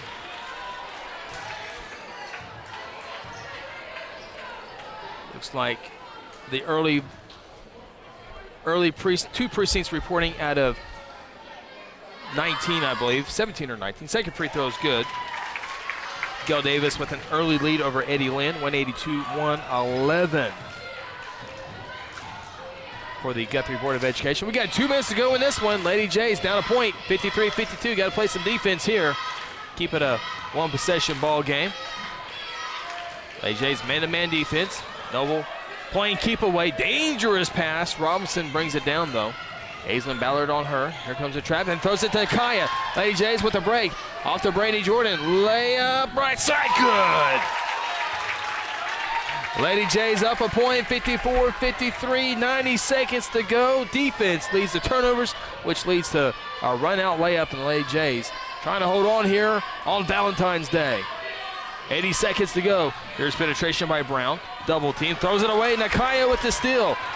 She wants it on the right side. She's been good on that side, and she's fouled from behind. Was it intentional? It is. The far side officials will call an intentional foul. Got to go for the basketball. Obviously, you're going to foul not so they can score, but got to go for the basketball, and I don't think King did that. That's right. Both referees did a good job. They got together to confer to make sure. One was like, did I see what I think I saw? And they both agreed, and it was an intentional foul, as we can watch it right here on our replay. Yeah, she kind of lowered her shoulder there a little bit. Looked like Robertson into Durant the other night, didn't it? Yeah, she lowered that shoulder a little bit and went into her. Again, not going for the ball. And that's 2 shots in the ball for Guthrie. That's correct, right there, yeah. That's huge with a minute to go. And Nakaya makes both free throws. And so it was a 54-53 ball game with 1:13, and then we had the technical. We'll write that down. See if the Lady Jays can add to this 3-point lead. 2 free throws and see if they can get a bucket here. Nakaya. They can be patient now. Yes. Any foul by Noble will send Guthrie to the free throw line. It'll be a 1-on-1 on the next one. There's 18 fouls. Guthrie only has 1 timeout left. Down low to Morgan. Off the glass and good. Ari Morgan, nice beat as well. She has 7. Lady Jays back to a 5-point lead, 58-53. So that technical foul was huge as Guthrie made it a 4-point play. Now Ballard with the steal on the left side to the hoop. Way up too strong. Morgan, rebound, put back. That's too strong. Rebounded by Morgan on her back side. And now Guthrie with 36 seconds. Oh, Aislinn travels with the basketball. You know, you had exactly what you wanted the possession before. Guthrie was just going to take all the time. The only shot they were going to take is that layup. They executed it. And right there, they just got a little ahead of themselves. They could have dribbled out and done the same thing. Yeah. But that's a little bit of inexperience coming along. Noble takes a timeout. They have 2 timeouts left. Guthrie has 1 timeout. Lady Jays with a 5-point lead. 58-53 here in fourth quarter. This has been back and forth the entire night. Sorry, we're switching out cell phones. More Snapchat? No, it's oh. Yeah. That's not nice. I know. Yeah. We're not we're up here. It's not like we're doing anything else and somebody just rises up right in front of us over and starts reaching over the equipment and I'm like, I had the headset. Maybe I didn't hear excuse me or she did say thank you after you. Okay. two grumpy men up here. Get off my lawn. No, we don't mind one bit. We'll give you a hard time about it, though. 58-53. Noble basketball again. Noble has 2 timeouts. Guthrie has 1 timeout. Exactly 36 seconds to play in the ball game. Noble needs a quick bucket here. Doesn't have to be a 3, but they're going to need a 3 eventually here in the next couple possessions. You're Guthrie, you just don't want to foul here. Yes, absolutely correct. Hudson with it. Right side working on Nakaya. Good defense, Nakaya. Ball's loose. Picked up by Noble. 20 seconds, and Brandy steps in front of the pass, and she's going to be fouled with 16.4 seconds. That was excellent defense down there by sure Kai, was. just to stand there, hold her ground, go straight up, force the turnover, and Brandy got it and just held on until they were forced to foul her. It's a 1-and-1 here, but if Brandy can make 2 of these, this would basically ice the ball game. It would be a 3-possession ball game. Free throw up, cannot do it. Long rebound. Out of bounds? Should be Guthrie basketball. It is. 14.1, and unless there's a big collapse here, Guthrie will win back-to-back. After watching that game last night, that's true. That's true. Impossible. I won't say nothing yet. Oh, they're not going to get out there. They're just going to play it out. Oh, wow. Why wouldn't you? Guthrie conceded. Yeah, they're going to win back-to-back. There's a foul. Come on, man. 3.7. 2 free throws upcoming. Aislinn Ballard. These are big free throws for Aislinn. She makes both of them. She's double-digit scoring. She has 8 right now. Would be the 4th Lady J to do so. First free throw's good. That would be huge because we just talked about having 3 at Western Heights. You can add a 4th tonight. That's even better. And she makes both of them. Lady Jays are going to win it. Double. Will they get a shut off? King does, and it's no good. And Lady Jays win it here tonight. Final score, 60-53. Lady Jays win by 7, and that was the largest lead the entire night for either ball club. And so a very good win for Lady Jays as they win back-to-back ball games. Guthrie now improves to 7-13 overall. Noble girls fall to 7-13. We'll take a timeout. When we come back, it's the Golden Age postgame show. You're watching Guthrie High School basketball on GMP TV. I'm Brian Sturkle with Interbank. You can bank on Guthrie's home team, the banking professionals at Interbank. Our decision makers and the people who serve you work closely together to provide responsible service and personal attention. We appreciate your business and look forward to seeing our friends in Guthrie and the surrounding communities at the Blue Jay football games. We're located at 224 East Oklahoma, or you can reach us by phone at 282-0470. Interbank, in it for you. Member FDIC. Providing unequaled service and exceeding our customers' expectations has always been and always will be the goal of the John Vance Auto Group, conveniently located at 5322 South Division in Guthrie, Oklahoma.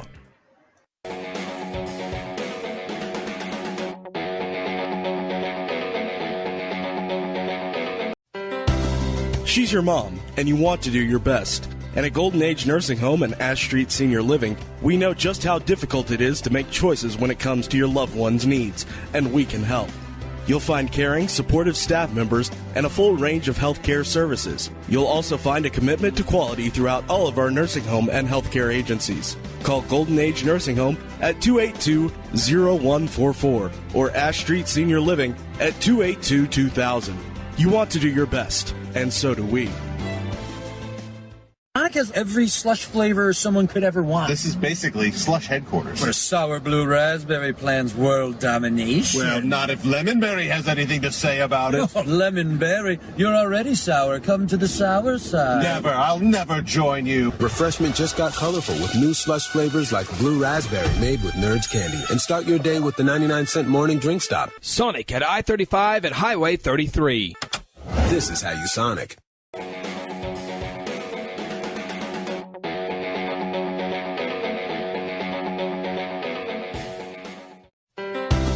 She's your mom.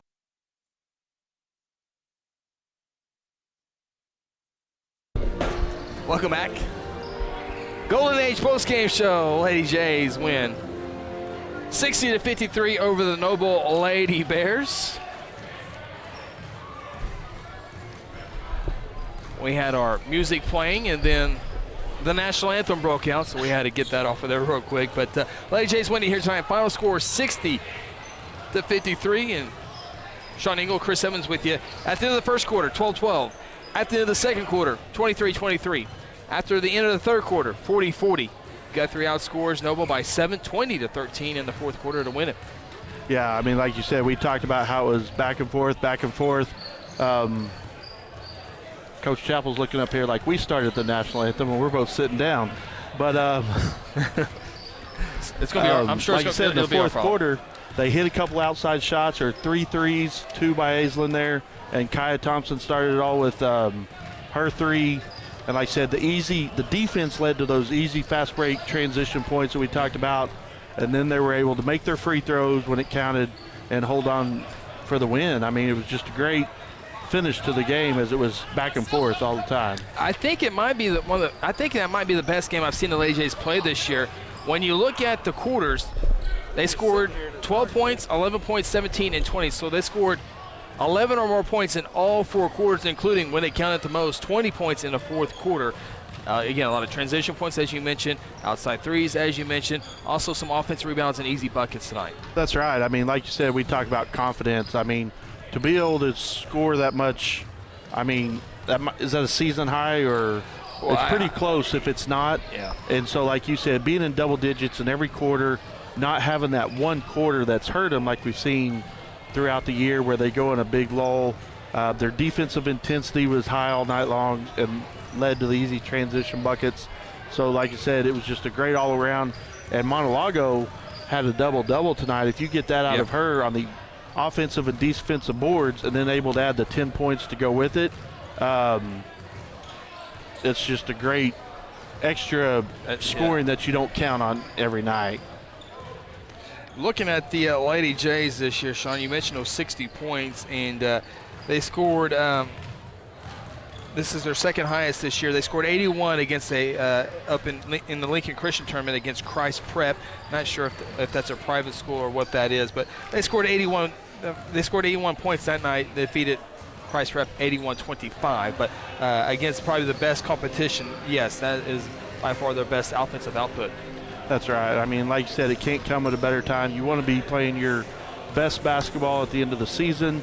That's what you strive for all year. So, like you said, it's just great confidence. You hope it translates to good practice the rest of the week. They play Shawnee Friday night. Yeah. And they played them close earlier in the year. Was it, or I remember we were there. We were there, yeah. I remember it being a blowout by any chance. So, like I said, you can definitely play with them. You've got the addition of Ari Morgan that I don't think played back then. If you can keep Brandy out of foul trouble, you can really play with anybody down low, and your guards are going to be as quick as anybody you're going to face. So it's a matter of just putting it together and letting your defense lead to your offense. Did that several times here tonight. 4 players in double digits tonight. We talked about it early and often in this one, trying to get those scores going here. But Guthrie, Brandy Jordan finishes with 17 points tonight for a team high, 13 of those coming in the second half. 13 points right behind Brandy is Nakaya Stevenson. Nakaya had 7 first half points. Nakaya tonight, 7 free throws. She made 5 out of 7, and she finishes with 13 points tonight. 10 points each for Trisha Monalago and Aislinn Ballard. So we were happy that 3 Lady Jays were in double digits on Friday. 4, you talked about it moments ago, and Trisha Monalago, I will give her my game MVP tonight with the double-double. That's right. She started from the very beginning on the offensive glass. I mean, we talked about how active she was, getting those early rebounds. Her shot wasn't falling early on, but, I mean, to finish the game with 10 points, and I would probably say at least 13 rebounds, that's unofficial. Yeah, close. But she was very active, and that's a huge part, not to give the other team those second chance points. Guthrie got plenty of them tonight as well.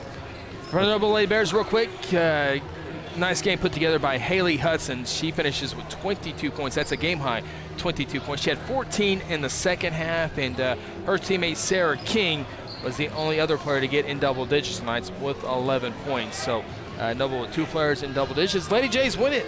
Final score 60-53. And quick election update. The school board race, it's Davis is leading 211 to 134. I don't know how many precincts are in. I'm just getting the total count right now, but just to update everybody that's listening on that. I don't have the city council race, but that's what we have. We might be able to get those during the break. Lady Jays defeat Noble Lady Bears. Final score 60-53. As you see on your picture, the Blue Jays are warming up for the nightcap. It should be a good one. Both teams trying to end a long losing streaks. So this will be a happy night for somebody. Can the Blue Jays sweep Noble? We'll find out when we come back. It's the Interbank Blue Jay Tip-Off Show. You're watching Guthrie High School Basketball on GMP TV.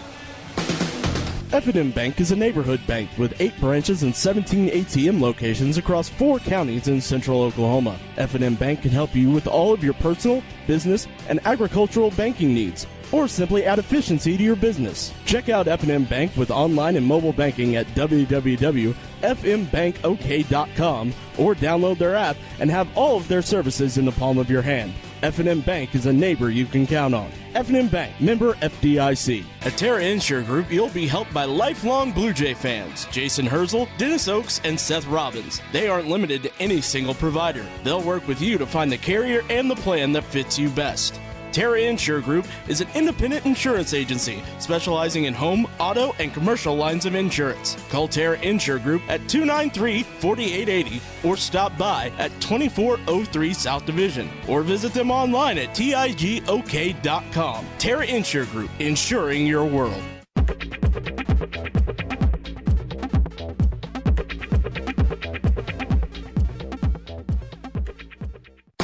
Service and exceeding our customers' expectations has always been and always will be the goal of the John Vance Auto Group, conveniently located at 5322 South Division in Guthrie, Oklahoma. I'm Brian Sturkle with Interbank. You can bank on Guthrie's home team, the banking professionals at Interbank. Our decision makers and the people who serve you work closely together to provide responsible service and personal attention.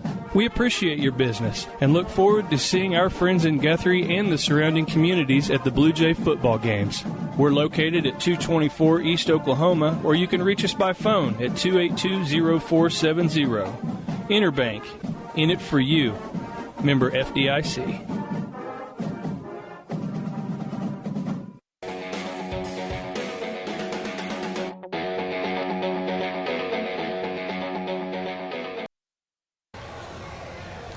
On GMP TV, we welcome you alongside Sean Engel. I'm Chris Evans. We welcome you inside the Interbank Blue Jay Tip-Off Show as the Guthrie Blue Jays, as you see on your screen there, going through their pregame drills. Blue Jays enter the ball game with an overall record of 3-17. 2 of those 3 wins coming against varsity ball clubs this year. Blue Jays have lost 7 in a row, trying to get things going as they come to the end of the stretch of the regular season.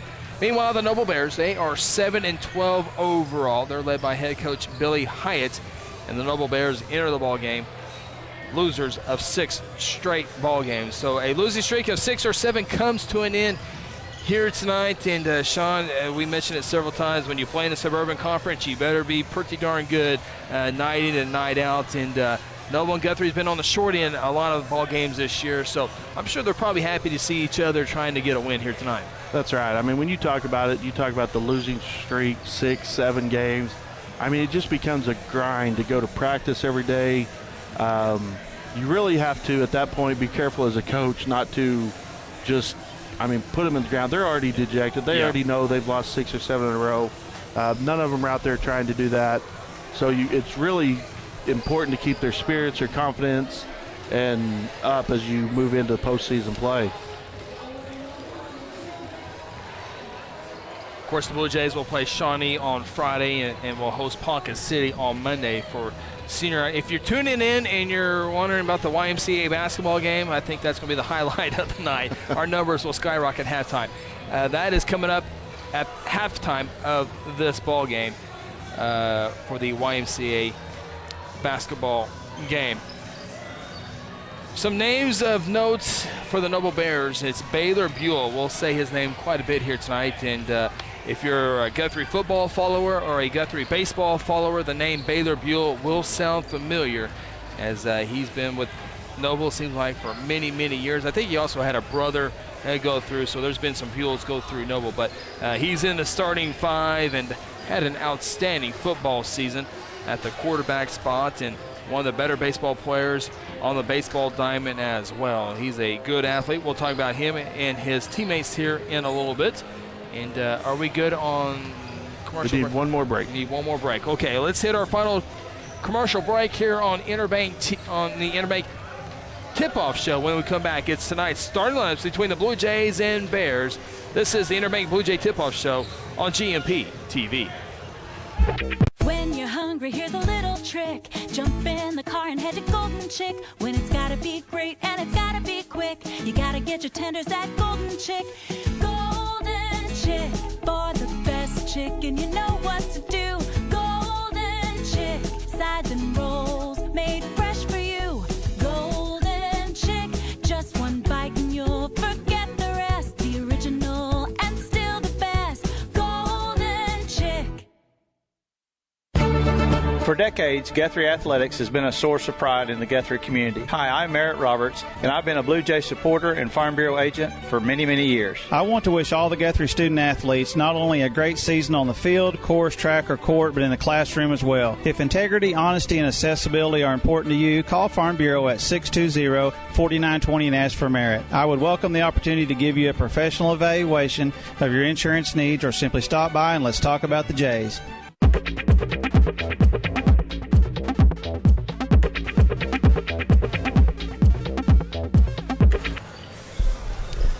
Welcome back. Interbank Blue Jay Tip-Off Show here on a Valentine's Tuesday evening. Glad to have you on board GMP TV.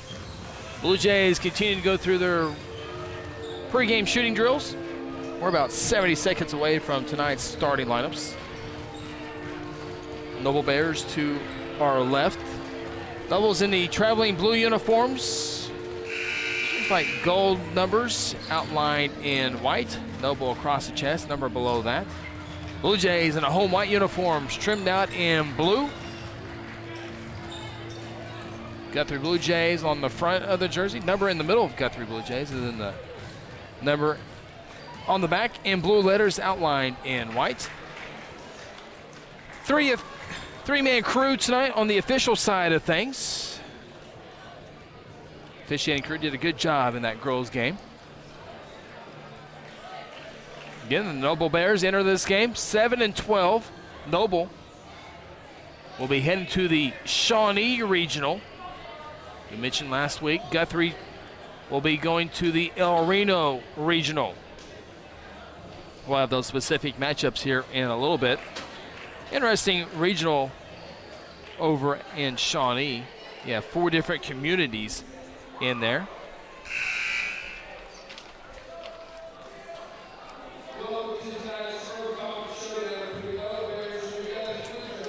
We're about set for tonight's tournament. Again, it is Pink Out night here in Guthrie, breast cancer awareness. And speaking of Pink Out, by the way, the Connecticut women's program won their 100th consecutive basketball game last night. That was crazy. That is truly amazing to win 100 ball games in a row. So congratulations to them. The Noble Bears have just been introduced. We'll have the Guthrie teams introduced here to the home crowd. We'll have our starting lineups here in just a matter of moments as Coach Russ Gilmore trying to snap a 7-game losing streak here tonight. And Blue Jays competed well against Shawnee. They'll see them on Friday night. And then the boys defeated Ponca City early in this year. So the boys will have a chance to finish out the regular season. Now they'll have a tough one in regionals next week, next Friday night when they travel to El Reno. They'll take on the El Reno Indians, who are the number 2 seed on the west side of the state of Oklahoma. Of course, Carl Albert, the number 1 seed team.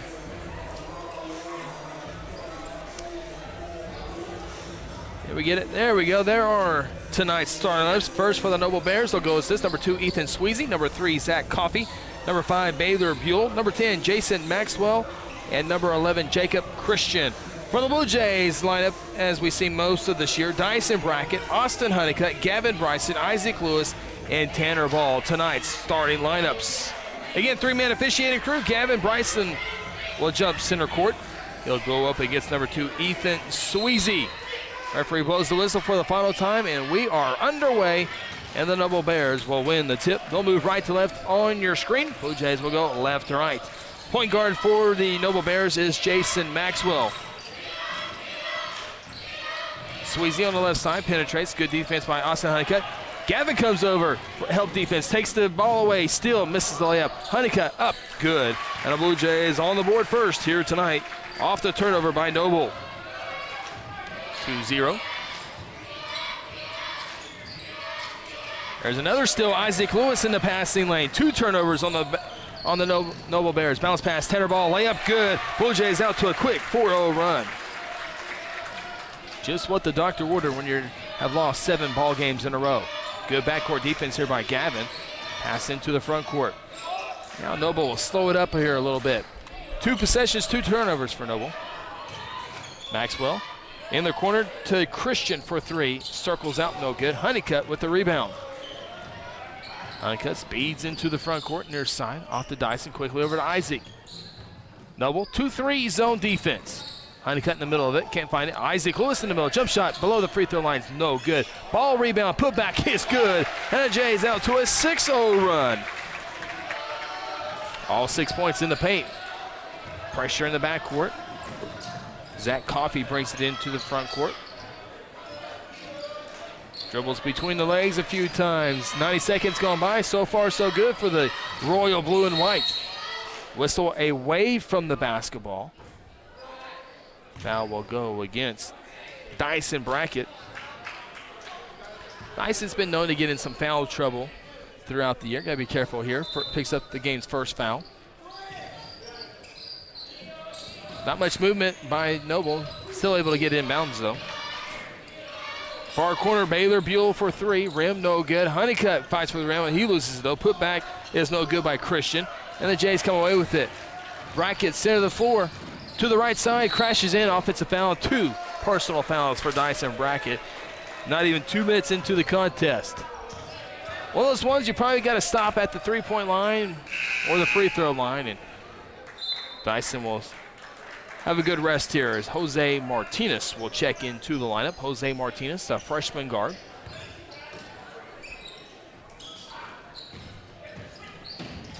Zach Coffey into the front court. He loses the basketball, or was he pushed? I think he was pushed. Good call by the far side official. 3 team fouls on the Blue Jays already. Haven't even played 2 minutes yet. That foul goes against Isaac Lewis. You'll inbounds it in the backcourt to Maxwell. He loses the basketball. 3 turnovers. Gavin Bryson trying to find Isaac, throws it away. Jays' first turnover of the night. Trap in the backcourt. Double almost got away with it, but then throws it out of bounds. 4 turnovers, no points for Noble. And Noble head coach Billy Hyatt needs a timeout to get his team under wraps. With election update. I wish we had some music. Some election music. We need some of that, don't we? Yeah. 10 precincts in. Davis now leads 315 to 228. Wow, 315 to 228. And I don't have any other. See if we have anything on the city council. And I know there's a lot of people wanting the information on Guthrie News page, but we're going to have to wait till at least halftime before we can pass that along. But even better reason to listen to the game here tonight. So Gail Davis with an early 315-228 lead for the 1 seat, Ward 6 of the Guthrie Board of Education. For the city council, Case has 46% of the votes. Purvis has 37%, and it's saying 4 of 4 precincts reporting. So yeah, there's not very many precincts. Yeah, that one might be over. Gavin Bryson, strong move on the left side. Can't finish the play, but is hacked in the act. And Gavin Bryson will be looking for his first points of the night at the free throw line. First free throws of the night for either ball club. Foul called on Ethan Sweezy. First free throw is no good for Gavin. Golden Chick being delivered. Not to us, though. Golden Chick in the stands. Free throws up and good for Gavin. That's just a tease. That is a tease. Stay tuned. Golden Chick halftime show. YMCA basketball. 6 and under, boys and girls. We'll get after it. Noble in the front court. I remember, oh my goodness, I just had a flashback. I'm probably not going to be, it's not going to be good for me. We have a whistle on a foul. I think Gavin picks up his first personal foul. Baylor Buell plays for the Noble Bears, and I hear Baylor and Bears is going to, baseball threw me off when we played them a few times. So I will try not to get the two confused. There's a shot up by Baylor Buell. Long rebound for the Bears. Sweezy lays it up on the right side. Ethan Sweezy finally gets the Bears on the board at the 5:02 mark. Stops a 7-0 run by the Blue Jays.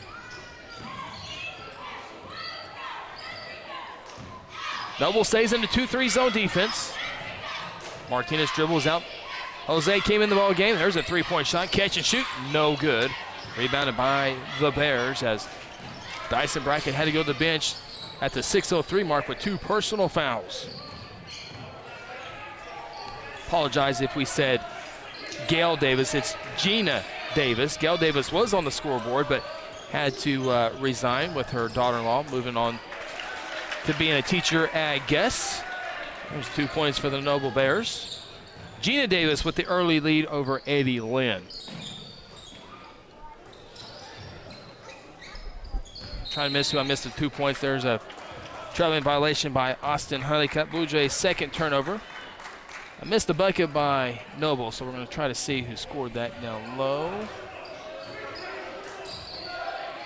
Looks like it's going to be Baylor Buell. Yeah, it was Baylor Buell, his first 2 points. We've got a lot going on up here, trying to keep up with the election, the broadcast, and everything else. As long as our cameraman stays on board, we should be okay. There's a three-point shot from the far corner. Nothing but net for Zach Coffey. And now Noble is on a 7-0 run. We're tied 7-7. Gavin. Lewis, 3. No, missed bad. It's an air ball. Rebound, Noble. Noble can take their first lead of the night with a bucket of any bucket here. Maxwell dribbles out.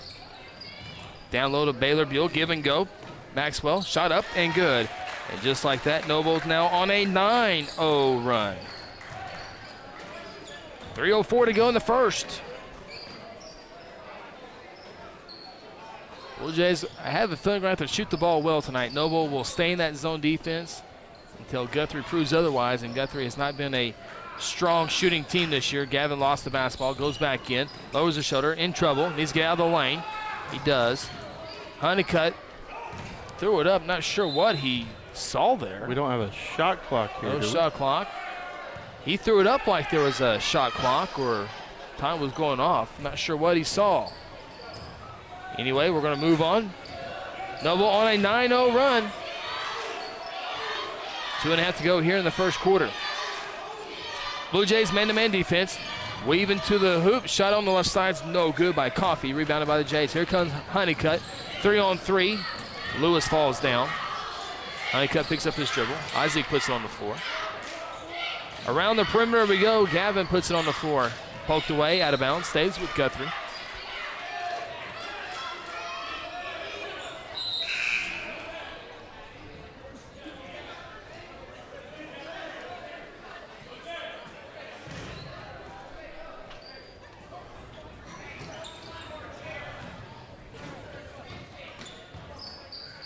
Jose Martinez, Tanner Ball, Isaac Lewis, Gavin Bryson, Austin Honeycutt on the floor. Guthrie turns it over. Third turnover on the Blue Jays. Noble on the run, and they turn the basketball over for the 5th time. New Noble Bear in the ball game, number 33, now number 31 checks in. We'll get those names here in just a second.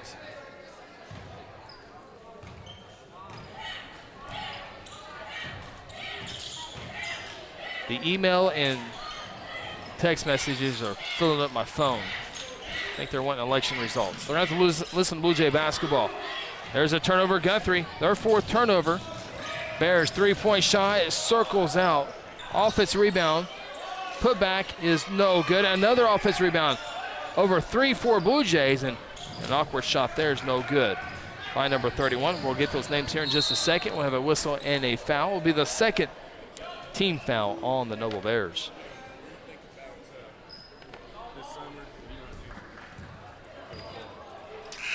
See if we can get any updated election. 31 Sturgis. And number 33 is the Jays went down the basketball here. 33 is name I'm having a hard time reading. Get to that here in a second. It's 347 to 241. Gina Davis. Loose ball on the floor. Noble comes away with it. 1:02 to go here in the first quarter. Ball in the far corner. Coffey made one there from earlier. 2 dribbles in though. Jump shot no good. Honeycutt gets it. Blue Jay needs to pick up the ball. If Honeycutt picks up, it's a double dribble. Tanner Ball, Gavin Bryson did not pick that up. And Guthrie played a great first 2 minutes of this quarter, but the last 5+ change has not been very pretty at all. Noble will make another substitution here. Myers, number 4, checks into the lineup. Coffey trying for a second made 3-pointer, and he has it. He's drilled 3-pointers in each corner now. Noble now on a 12-0 run. Guthrie started out the game really hot, fast-paced, hitting their shots, getting easy layups in transition, and since then it's been all Noble. Now C.J. Ward checks into the game. C.J. had a great junior varsity ball game as he was able to drive to the hoop. Blue Jays will make a line on this inbounds play. Nice feed into Tanner Ball. Looked like there was contact. No whistle. Play on. 28 seconds to go. Now there's a loose ball, and it will be a foul on C.J. Ward.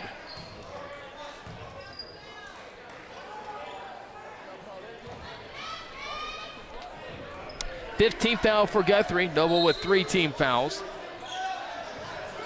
Bears inbound the basketball. There's a nice steal there. Cade Horton with the steal, the freshman. Now he'll bring it up the floor with 20 seconds. See if the Jays go for the final shot here and try to end this quarter on a good note. Have not scored in well over 5 minutes. There's some more Golden Chick in the gym.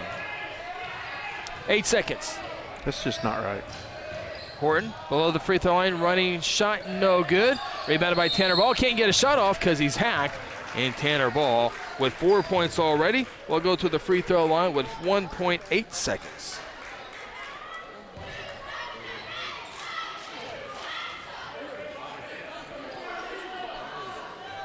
They're going to call that on the floor. Excuse me. Call that on the floor. Horton will inbound the basketball. Jays need to get a shot off here in 1.8. 3-pointer at the buzzer. No good for Austin Honeycutt. Blue Jays started on a 7-0 run, but Noble ends the quarter on a 12-0 run. We'll take a timeout, come back with second quarter action. You're watching Guthrie High School basketball on GMP TV. She's your mom, and you want to do your best. And at Golden Age Nursing Home and Ash Street Senior Living, we know just how difficult it is to make choices when it comes to your loved one's needs, and we can help. You'll find caring, supportive staff members and a full range of healthcare services. You'll also find a commitment to quality throughout all of our nursing home and healthcare agencies. Call Golden Age Nursing Home at 282-0144 or Ash Street Senior Living at 282-2000. You want to do your best, and so do we.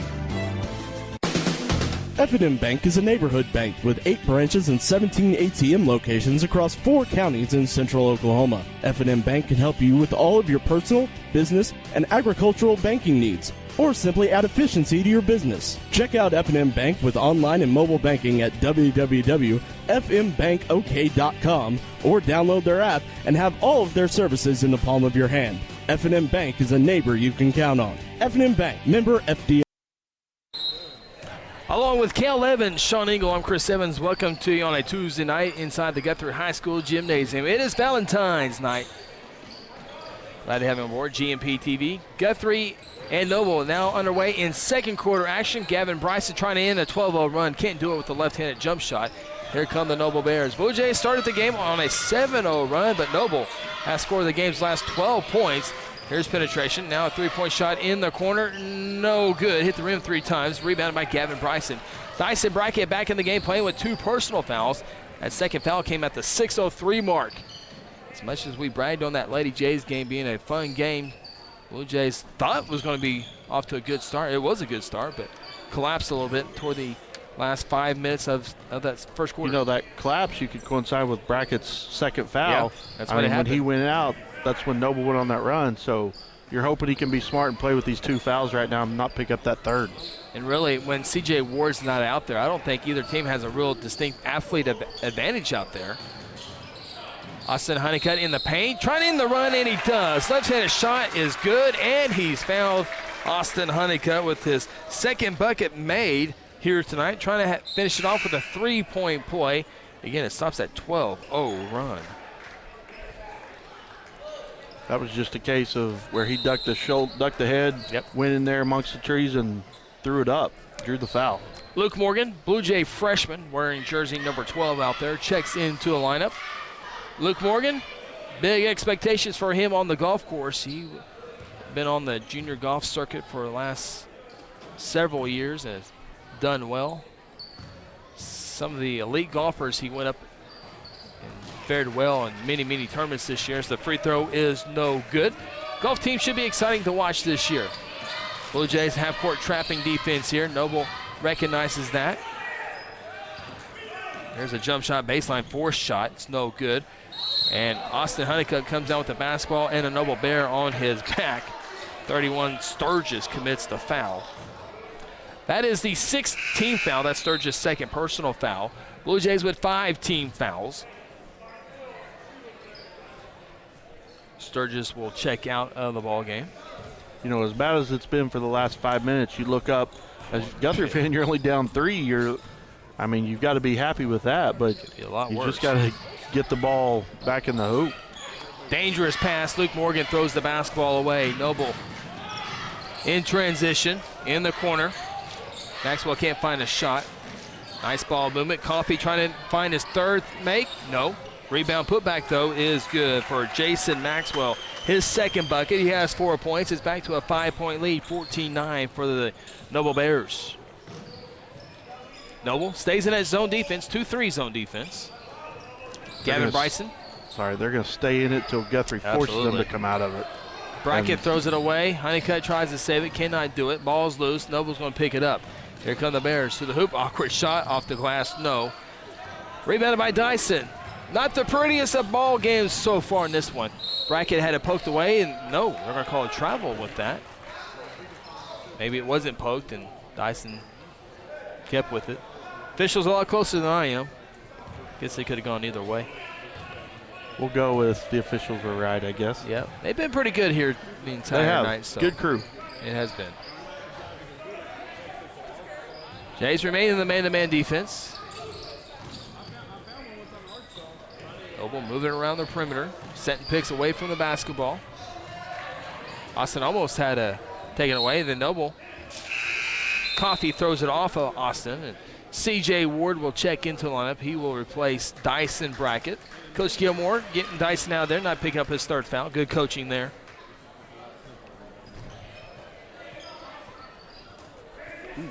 Zach Coffey with 6 points has the basketball. He had a three-pointer in the far corner and the near corner. Baylor Buell with the basketball. Christian running right-handed shot, no. Foul, yes. And Jacob Christian, who can make one of these 2 free throws, would solidify all 5 Noble starters in the score column. First personal foul on Luke Morgan.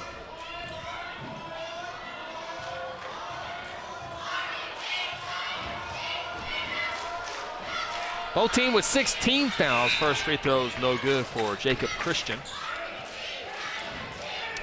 So Jim Case and Price Purvis will move on to the April 4th City Council election. That'll be a busy election. All 4 spots on the city council up. All 3 wards and the mayor spot up for election. Free throw, no good. Rebounded by the Blue Jays. Whoever wins the school board election tonight will be at the next school board meeting as the newest member. Honeycutt for 3, right side. Off to the right, no good. Long rebound for Cade Horton. He's been active since being in there. Luke Morgan, NBA 3. Rattled out. Tough luck there for the freshman. Rebounded by the Bears. We go the other way. By the way, Noble on a 14-2 run. Three-pointer, Coffee, no good. Rebounded by Buell. He'll go up. He's fouled, and he'll head to the free throw line. Baylor Buell's first trip to the charity line. As we talked about in the first game, how well the Lady Jays did on the boards, the offensive boards especially. Noble is getting way too many second chance points, and that's what the Blue Jays need to shore up here if they want to win this game. Really not a height advantage for either ball club. Noble might be a touch maybe, but not a whole lot really. Again, when CJ's out there, he's the most athletic by far. I think it's a pretty much wash the other way. Second free throw is no good. Noble now 0 for 4 from the free throw line. But another offensive rebound. And now a three-point shot by Christian, no good. Bodies on the floor, whistle. 2 whistles, 2 fists, and baseline official will have the call. Tanner. Okay. Tanner commits his first personal foul, and that's the 18th foul, so it'll be a 1-and-1. Back to the free throw line after missing 2 is Baylor Buell. Tanner's first personal.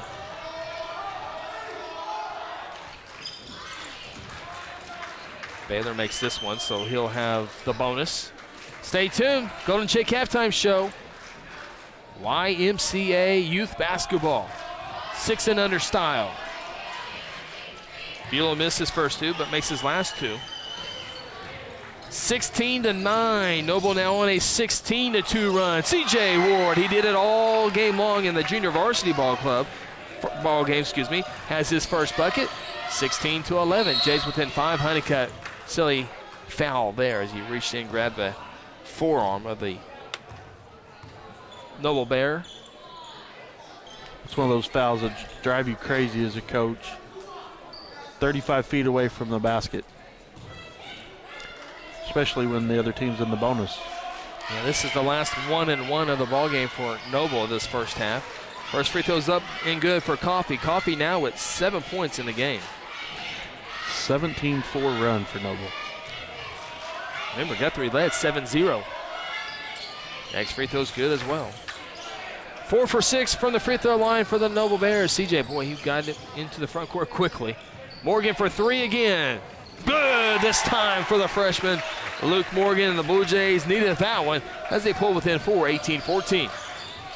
Coffee penetrate, ball's loose. Honeycutt up with it. Horton has numbers on the side. CJ to left side, left-handed layup. Blocked out of bounds. Blue Jay basketball. Again, you look at this Blue Jay ball club. 3 wins on the year. No experience from a year ago. Dyson Brackett played sparingly, but nothing there. You had the 2 best players for Guthrie transfer in the middle of the summer to Norman High School. So it's been a rebuilding process in the making here for this young ball club. Isaac Lewis, bounce pass on it. Honeycutt trying to find Luke Morgan. They find him in the corner. They quickly collapse on him. Honeycutt gets loose, stops at the free throw line. Jump shot there. No, missed bad. Horton offensive rebound. Boy, he's been active. 3:31 to go till half. Morgan couldn't find the shot. CJ into the paint. Shot up. No. Finally rebounded by Noble. CJ goes in for the steal. Can't get it, though. Baylor Buell right side. Did he charge in? No. Blocking foul called on Luke Morgan. Morgan thought he had positions. He's called for his second personal foul. The bucket was good. See that on the replay here in a minute to see if he was set. Oh, yeah. There's no containment area or circle underneath, right. Cylinder, yeah. Let's see here. Where's Luke? There's Luke. I think he was there in time. I would have to agree with you looking at that replay. Of course, we had replay, and I thought he was there in live action, too. Baylor Buell to the free throw line. Toughest call in basketball. Block charge. Exactly. Baylor's free throw is no good. Rebounded by Honeycutt. 3 Blue Jays could have came away with it. Honeycutt with that one. Jays down 6, 20-14. CJ splits the zone. Draws the foul. Foul was on the floor. They'll wave the bucket off. Foul called for the 7th time on Noble. So CJ Ward will go to the free throw line to shoot the 1-and-1. CJ with 2 points already.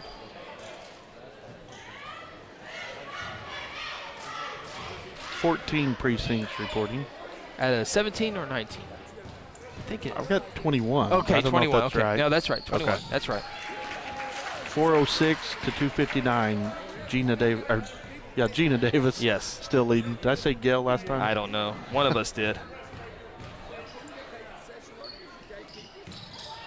Free throws up and good for CJ. He goes 2 for 2. He has 4 points in the game, and just like that, Jays are down 4. Now Noble, unforced turnover. Baylor Buell simply just threw it out of bounds in between 2 Noble Bears. Guthrie will inbound it underneath their own hoop. Jose Martinez will inbound the basketball. Austin sets a pick for Isaac. Catches it in the corner. Trying to find Jose.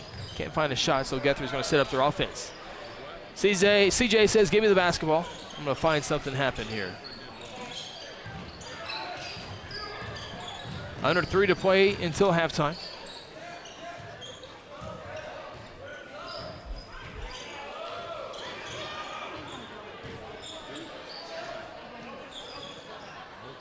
Blue Jays move around the perimeter, down 4, 20-16.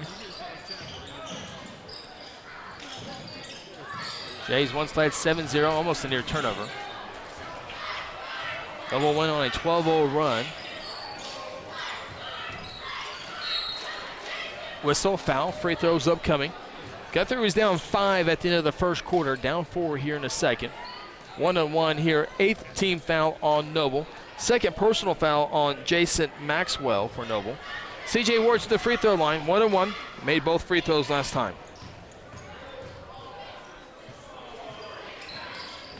Heel the rim, falls down. Good. CJ, the Blue Jay running back for head coach Kelly Beebe this season. Split the running load, and he'll be called upon a whole bunch next year to run the football. Trying to go 4 for 4 from the free throw line, get 6 points off the bench. Does that, looks good doing so. And just like that, Jays within 2, 20-18. Double quickly into the front court. Right-handed shot, no good. Rebound, Cade Horton. Jays can tie it or take the lead here. CJ saves a turnover. Horton gets it, makes his way to the paint, and he'll draw the foul. 2 Bears there. They can get it on Baylor Buell or they can get it on Jacob Christian. And we'll go against Jacob Christian. 19th foul, so it'll be 1-and-1 for Cade Horton. I think it'll really benefit Guthrie if they can push the tempo of this game, especially with CJ out there, like you said, Yes. the most athletic out there. Oh, First 2 shots, free throw doesn't fall. 2 free throws, excuse me. Yeah, there's definitely an advantage there with CJ. I expect him to get a lot of playing time the final 18 minutes and 3 seconds of this game. Free throws up and good. Cade goes 1 for 2. Jays pull within 1, 20-19. On an 8-3 run for Blue Jays right now.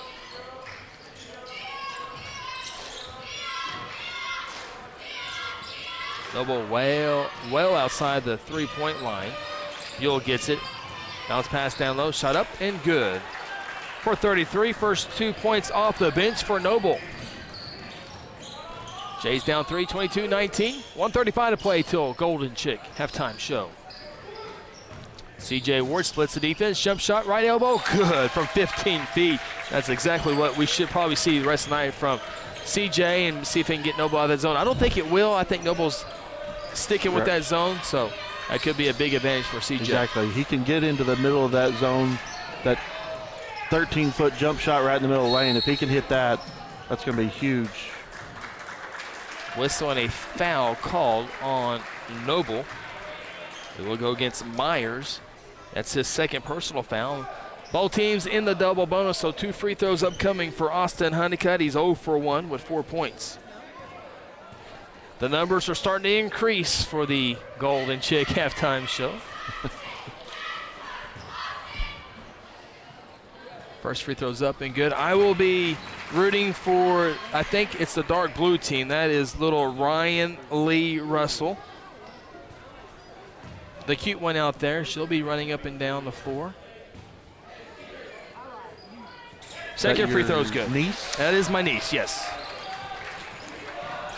And look now, the Blue Jays on the high side, 23-22 as they erase that deficit. 64 seconds to go until halftime. Baylor Buell, cross-court pass to Zach Coffey. In the corner, it goes to Christian, dribbles out of there. 53 seconds. Myers with Cade Horton on him. Cade Horton's played well in this ball game coming off the bench. Yes, he has. Blue Jays been active on both ends of the floor. Yeah, double dribble. I was about to say, I thought it might be a double dribble. Official right there on it. Unofficially 6 turnovers for both ball clubs. Probably more than that, but that's all I got. I think if you're the Blue Jays right here, you finally got the lead back. You're happy to take this last second shot of the quarter and go into halftime at least up 1. Oh, dangerous pass. Intercepted. And Coffey, layup. Yes. Coach Chappell rescued a basketball that came out on the floor. That's what a zone defense, they invite cross-court passes. And now CJ's turnover. Boy, this is not a good ending. Layup, good. Jays down 3 now, 26-23, 11 seconds to go. CJ splits the defense.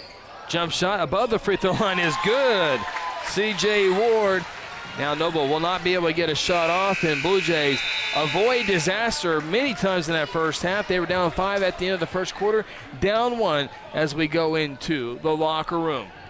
26-25 is your halftime score. We'll take a timeout. We'll get set for that YMCA youth basketball game after this. You're watching Guthrie High School basketball on GMP TV.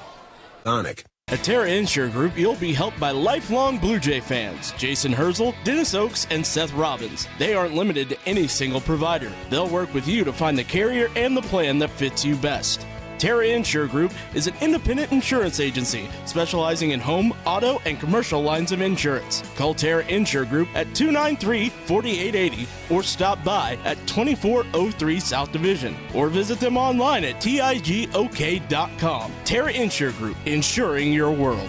Sonic has every slush flavor someone could ever want. This is basically slush headquarters. Where sour blue raspberry plans world domination. Well, not if Lemonberry has anything to say about it. Lemonberry, you're already sour. Come to the sour side. Never. I'll never join you. Refreshment just got colorful with new slush flavors like blue raspberry made with Nerds candy. And start your day with the 99-cent morning drink stop. Sonic at I-35 and Highway 33. This is how you Sonic. At Terra. When you're hungry, here's a little trick. Jump in the car and head to Golden Chick. When it's gotta be great and it's gotta be quick, you gotta get your tenders at Golden Chick. Golden Chick, for the best chicken, you know what to do. Golden Chick, sides and rolls made fresh for you. Golden Chick, just one bite and you'll forget the rest. The original and still the best. Golden Chick. If it has to do with cars, trucks, RVs, motorcycles, or boats, the Guthrie Tag Agency can do it all. Hello, friends. This is Chris Evans, the voice of the Guthrie Blue Jays, letting you know the Guthrie Tag Agency has a new, friendly staff that is trained and experienced and will help provide you with fast and accurate service. I know they help me with all my Pike Pass and car needs so I can follow the Blue Jays all over the state. Give them a call at 282-3873. Open weekdays from 9 to 5 and now on Saturdays from 9 to noon. Located at 2105 South Division.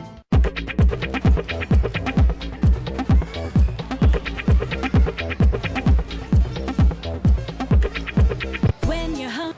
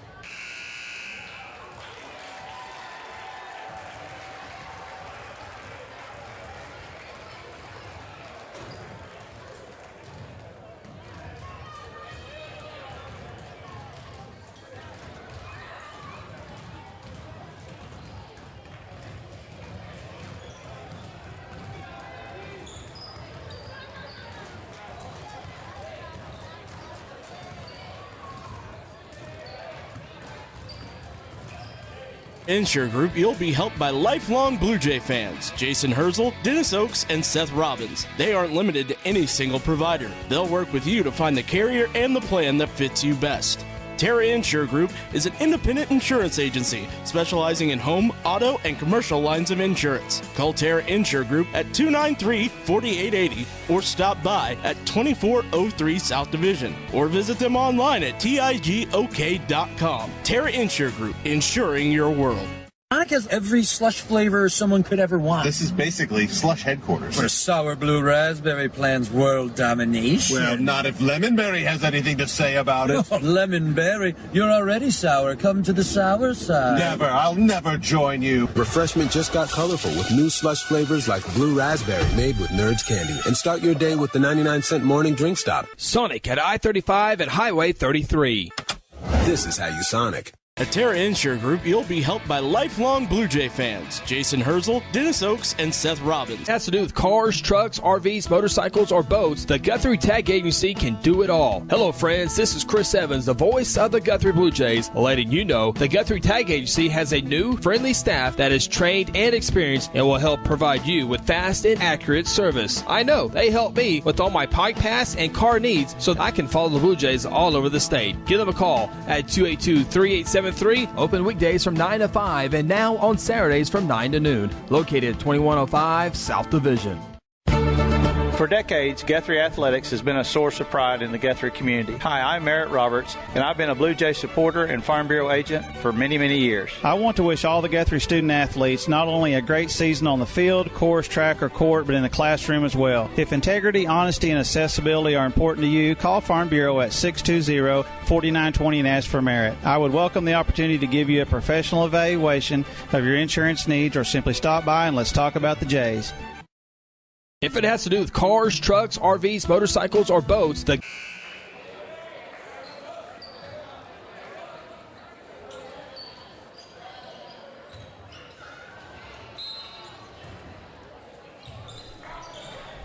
And I was probably talking muted because that's why Chris comes back. I'm up here talking. I should have had you look the other way before I pushed the button. That's the weird thing about the headset. You hear yourself just fine, so. I'm new to all this equipment up here. I'm just talking away. I bet it was radio gold. Oh, smartest thing I've said all night. We are underway. I apologize. Out of breath. As running shot's no good. Hey, we talked about C.J. Ward playing a lot of minutes. Look who gets the second half start. And look what he does, although he can't finish the shot. Able to get to the hoop. Right, as he replaces Brackett in the starting lineup for the second half. Yeah, and Morgan made the start. Yeah. Well, and Cade Horton's out there. Two freshmen get to start in the second half, plus C.J. Ward, a sophomore. And we're going the other way. Foul called on the Noble Bears. We hope you enjoyed the YMCA basketball game during our Golden Chick halftime show. Looked like to be entertaining. I was in the middle of election numbers, unable to really watch it. I'll catch the replay, though, here on GMP TV. As soon as I catch my breath. Austin Honeycutt in the far corner.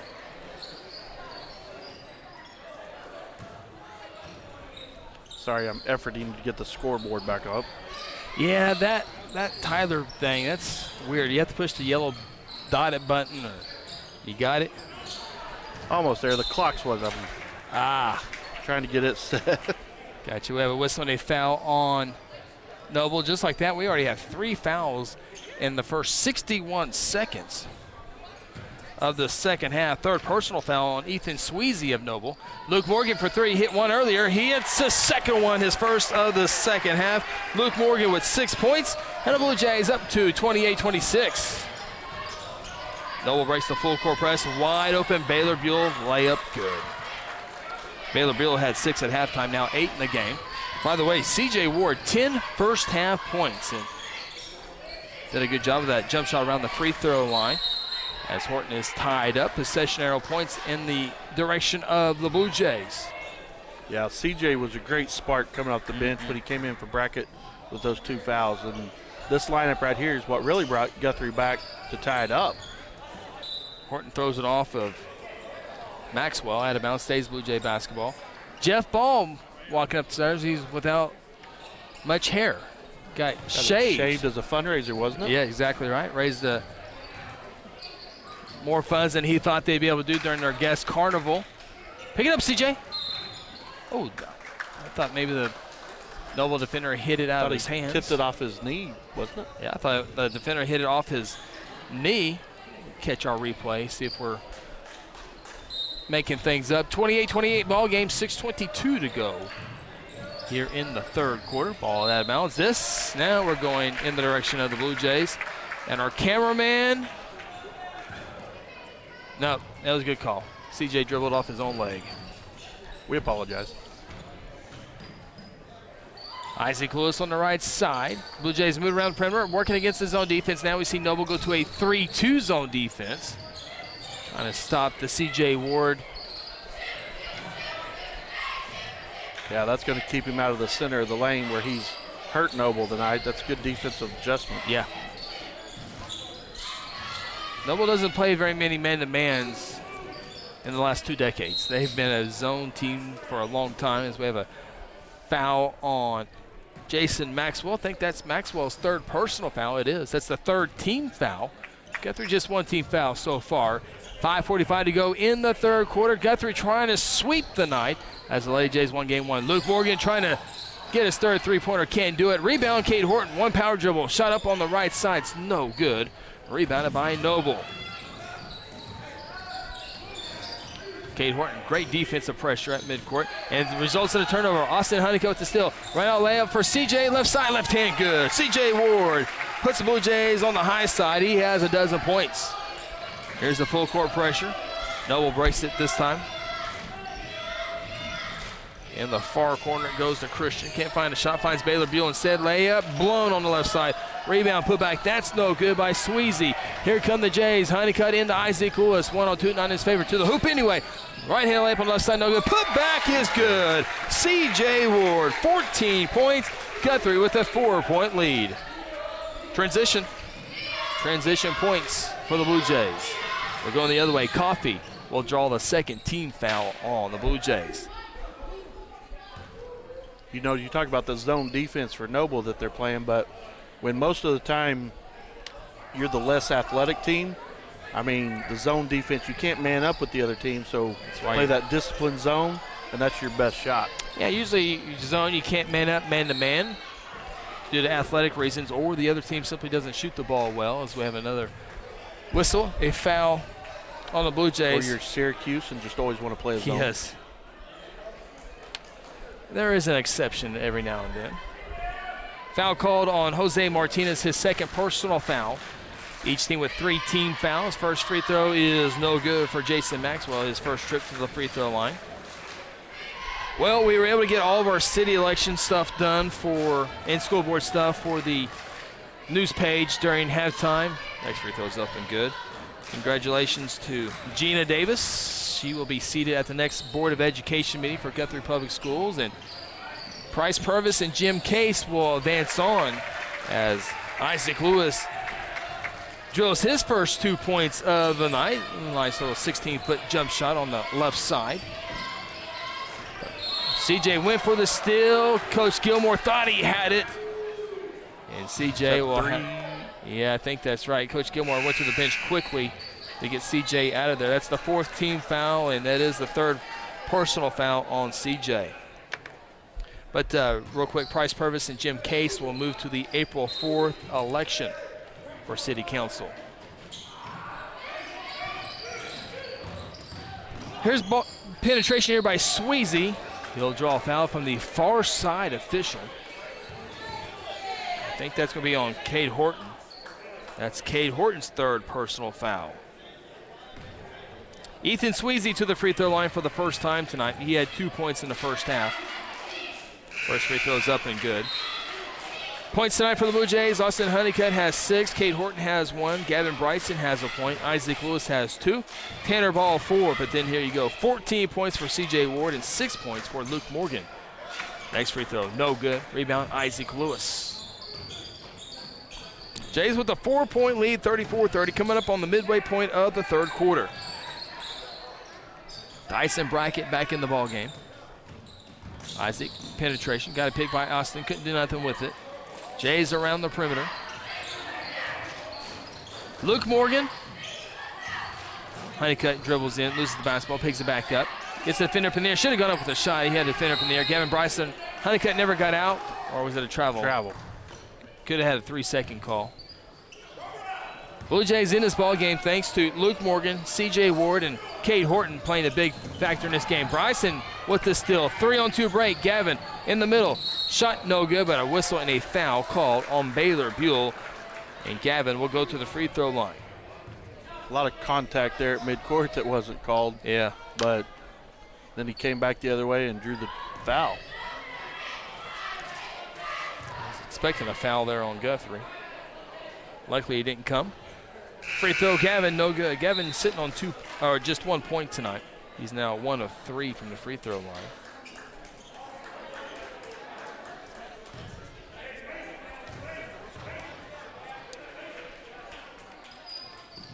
Gavin's second try is good, so he's 2 for 4, 2 points. 5-point lead for the Jays, 35-30. Jays' biggest lead was 7 points when it was 7-0. Reverse layup, no good by Coffey.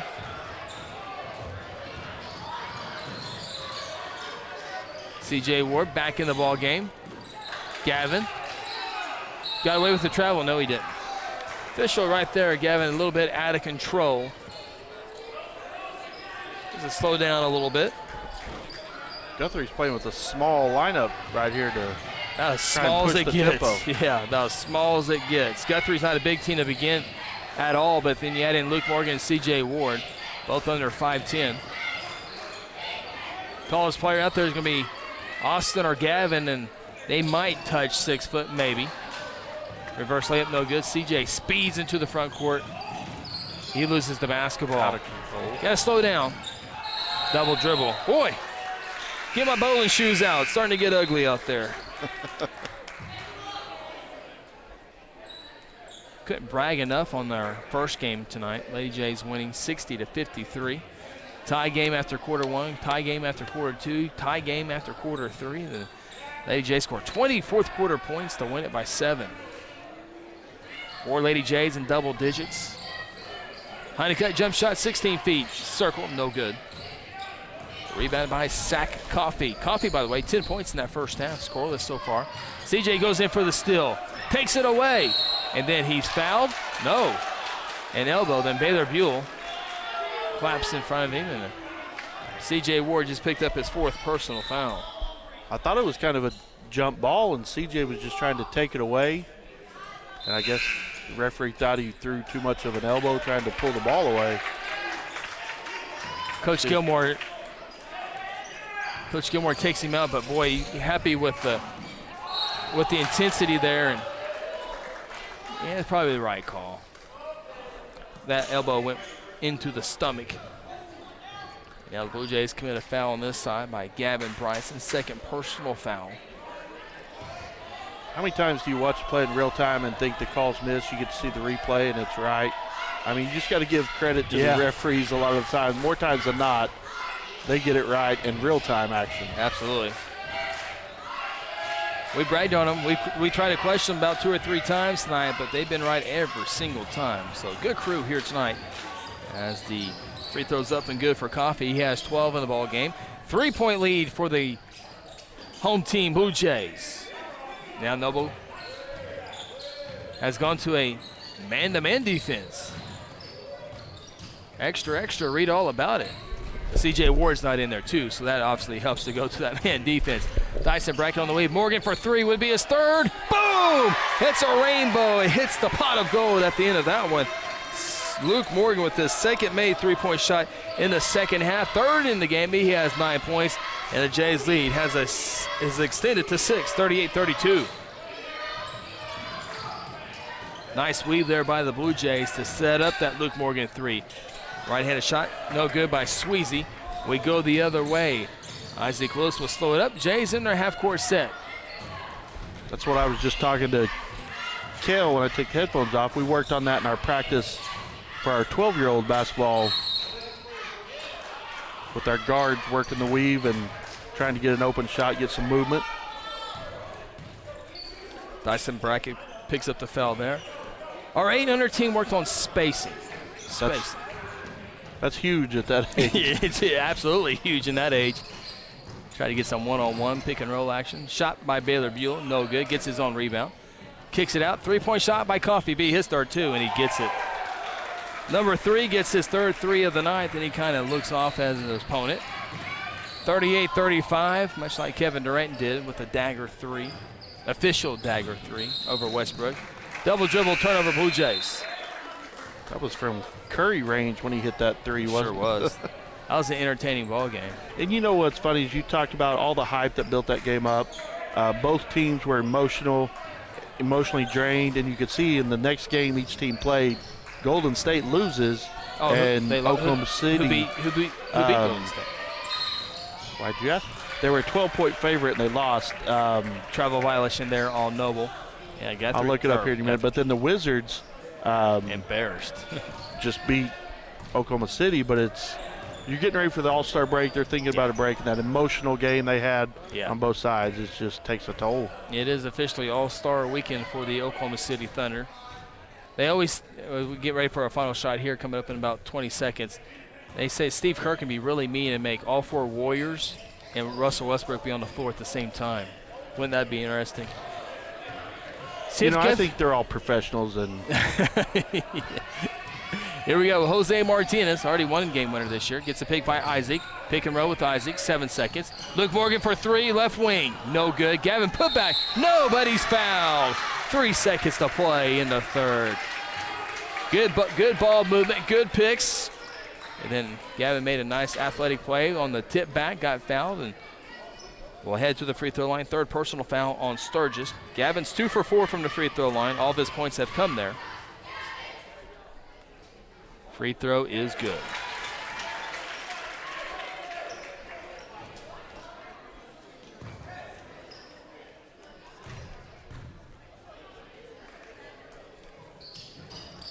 Gavin misses the second one. Noble will not get a shot off. Gavin almost committed a foul. Lucky. 4-point lead for the Jays as we get set for fourth quarter action. 39-35. Timeout from Guthrie High School Gymnasium. You're watching Blue Jay Basketball on GMP TV. I'm Brian Sturkle with Interbank.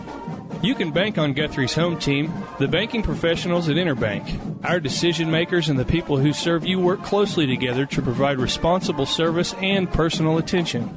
We appreciate your business and look forward to seeing our friends in Guthrie and the surrounding communities at the Blue Jay football games. We're located at 224 East Oklahoma, or you can reach us by phone at 282-0470. Interbank, in it for you. Member FDIC. Providing unequaled service and exceeding our customers' expectations has always been and always will be the goal of the John Vance Auto Group, conveniently located at 5322 South Division in Guthrie, Oklahoma.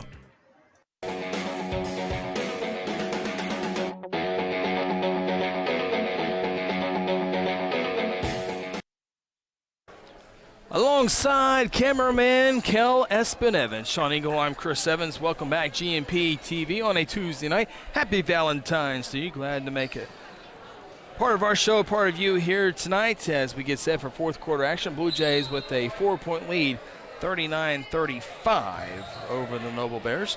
Real quick, I want to throw the stat out here, Sean. Guthrie bench, 26 points tonight, 13 points for the 5 starters. That's winning basketball right there when you get that off the bench. I mean, C.J. Ward, 13 of that, and Morgan added another 9. Blue Jays had the basketball to begin the fourth quarter. Again, a 4-point lead, 39-35. I've been back and forth, although the Blue Jays outscored. Make sure I have my numbers right. Yeah, I had them backwards. Charge on Bryson right there. Guthrie outscored Noble 14-9 in that third quarter. Guthrie's outscored Noble 2 out of the 3 quarters. Noble had a 12-7 lead at the end of the first quarter.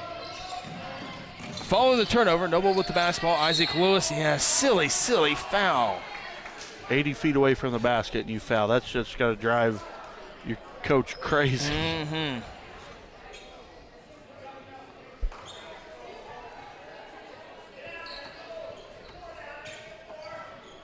Well, your computer make it the rest of the game?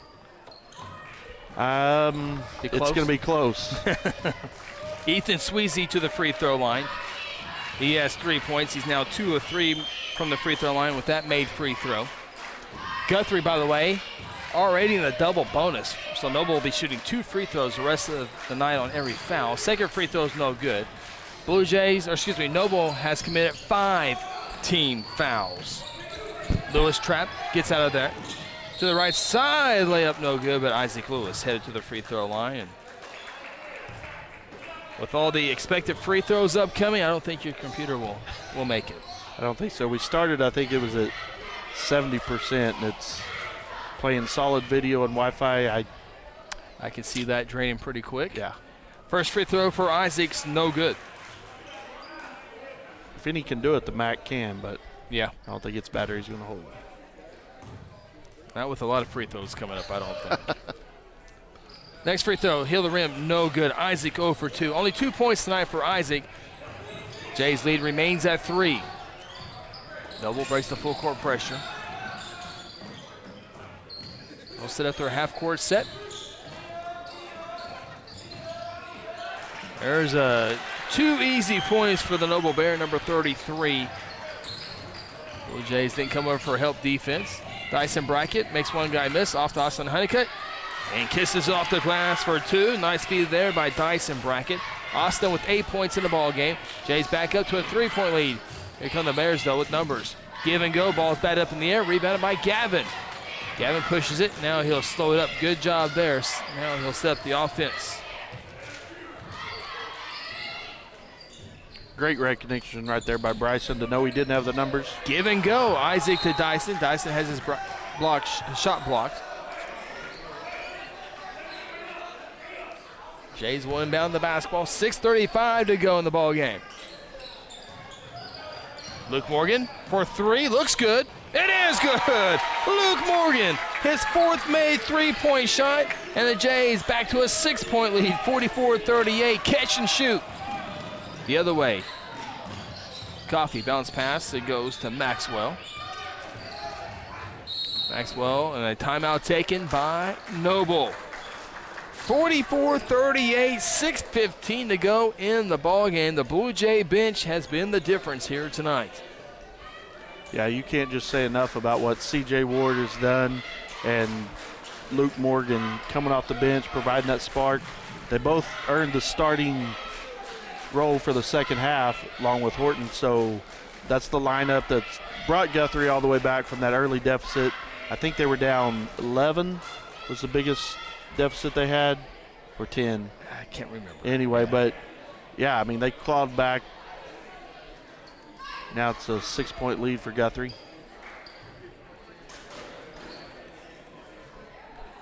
Guthrie scored 44. The starters have 17 points, and the bench has 27. Meanwhile, the Noble Bears have just 16 points off the bench. You look at that 2 ways. Your starters aren't getting any points, or your bench is coming in and playing very well. So kind of like the Oklahoma City Thunder when that second team unit comes out, especially with Canner out right now. It's hold your breath or build a big enough lead with the first 5 out there to hold that second team. It's so important to have depth in the NBA. Mm-hmm. So I wish James Harden would have stayed around a little bit longer. Wanted the starring role. Yeah, he sure did. And the money. I wanted an NBA final champion. Gavin Bryson steps in, takes the charge. Good job there by Gavin. 17 foul. Offensive foul will not result in free throws for the Jays, so Austin Honeycutt will inbound the basketball. 6:07, 6:06 to go in this one. Jays trying to snap a 7-game losing streak. Noble trying to snap a 6-game losing skid. We go under 6 to play. Noble in that man-to-man defense. Luke cross-court pass to Isaac. Dyson cuts to the hole, shot up, and count it. Are they going to count it? It's 2 points in the NBA. They will count it. Dyson Brackett gets his first 2 points of the night. He'll go to the free throw line.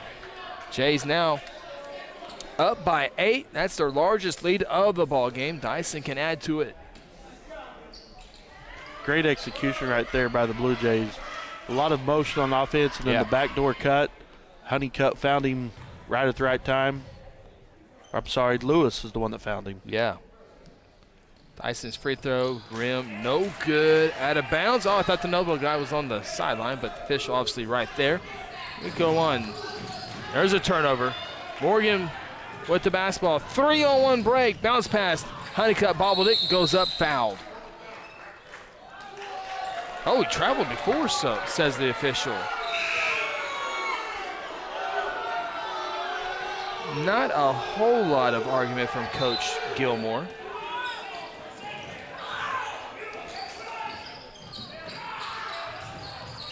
Looks like Edmond Public Schools passed their bond tonight. Projects and transportation bonds projected to be approved. Shot up, no good in the paint, out of bounds. Blue Jay basketball. I think it was 80-some million for a 2-year bond. Any of that for athletics? Yes. I mean, they're the 2 new stadiums, football for North and Memorial will both be on this bond. Okay. I was in the plan review meeting for North Stadium, so it's going to get going first. And Memorial, Edmond North football stadiums on campus? Yes, they will both be on campus. Memorial, there's some discussion right now whether it'll be where their current football field is, and they're going to have to move the track across the street, 15th Street, or move the football field across the street. I think that's up in the air. Parking might be an issue. Parking is going to be a big issue at Edmond Memorial. It's good that they're getting their football fields on their campus, though. Right. It was, like I said, for Santa Fe this last year, it was great. I mean, the students, they felt like it was their own, their home. Yeah. I mean, it makes a difference in high school. I would certainly think so. Get away from those rent payments at UCO. Oh. Obviously, first year away from that deal as we have a whistle and a foul. And now a technical foul has been called.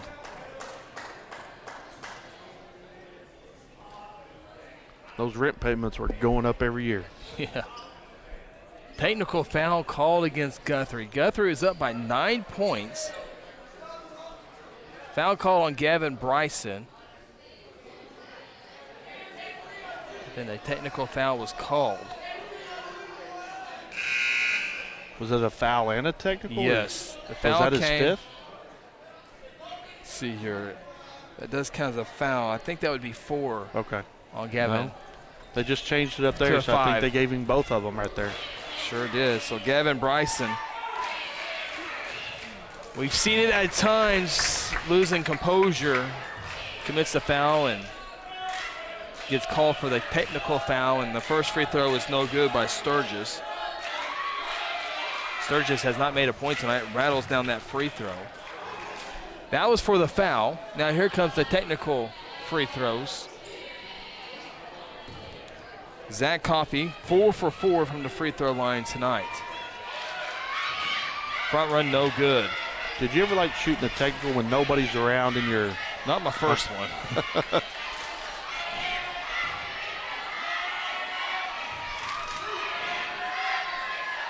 Second free throw is no good. Boy, Guthrie's dodging a bullet so far on this one.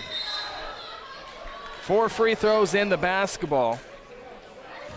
And now a full timeout has been taken. Blue Jays with an 8-point lead, 47-39.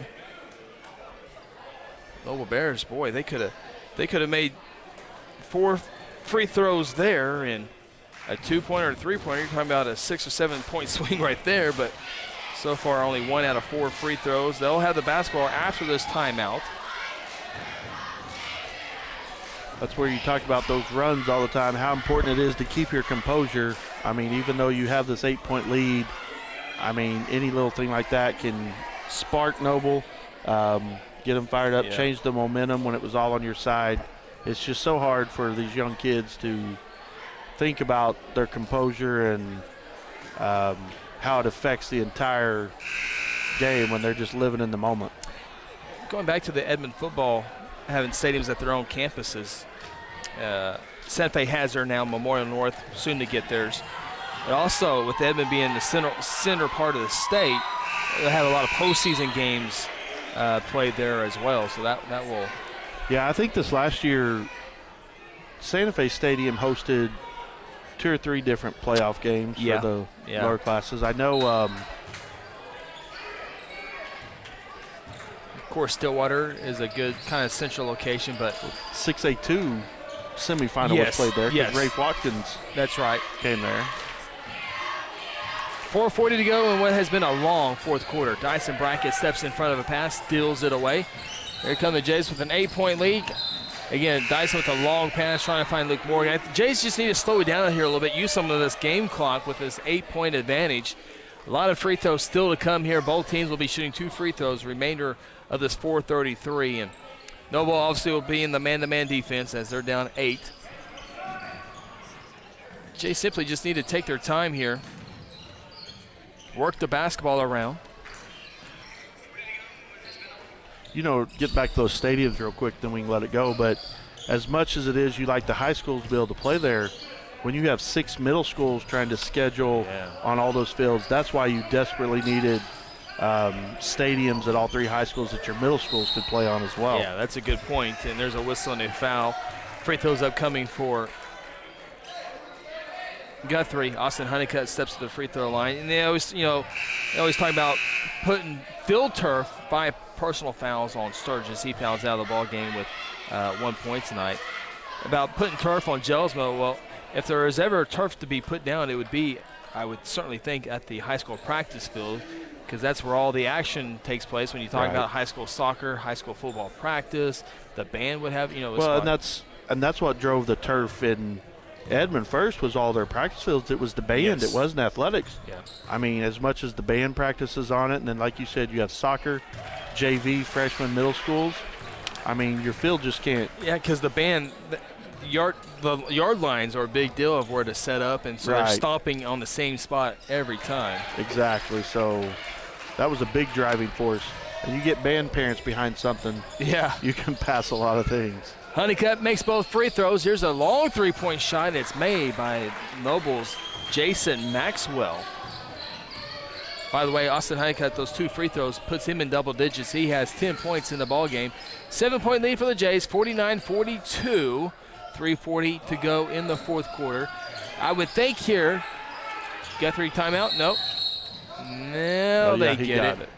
And that's a good timeout because Coach Gilmore had all 5 timeouts. Now he's down to 4 timeouts left. Noble just 2 timeouts here. So good timeout there. Coach Gilmore called it. It's a 30-second timeout, thinking Luke was not going to be able to get out of it. I think that's a good foul. Kind of regroup a little bit here and work in some strategy here one-on-one with your team. 49-42, both teams in the double bonus. Guthrie 4 timeouts remaining. Noble has 2 timeouts remaining. Guthrie trying to sweep the doubleheader here tonight. The Lady Jays in game number 1 took down the Lady Bears 60-53. It was Brandy Jordan with 17 points, Nakaya Stevenson with 13 points, and 10 points each for Trisha Montalongo and Aislinn Ballard. Honeycutt, Brackett, Morgan, Ward, and Lewis on the floor for the Blue Jays. Lewis turns it away over. Here comes Maxwell to the hoop. Too strong of a shot. Rebounded by Brackett. He pushes it into the front court. 102 in his favor. Gives it off to Honeycutt.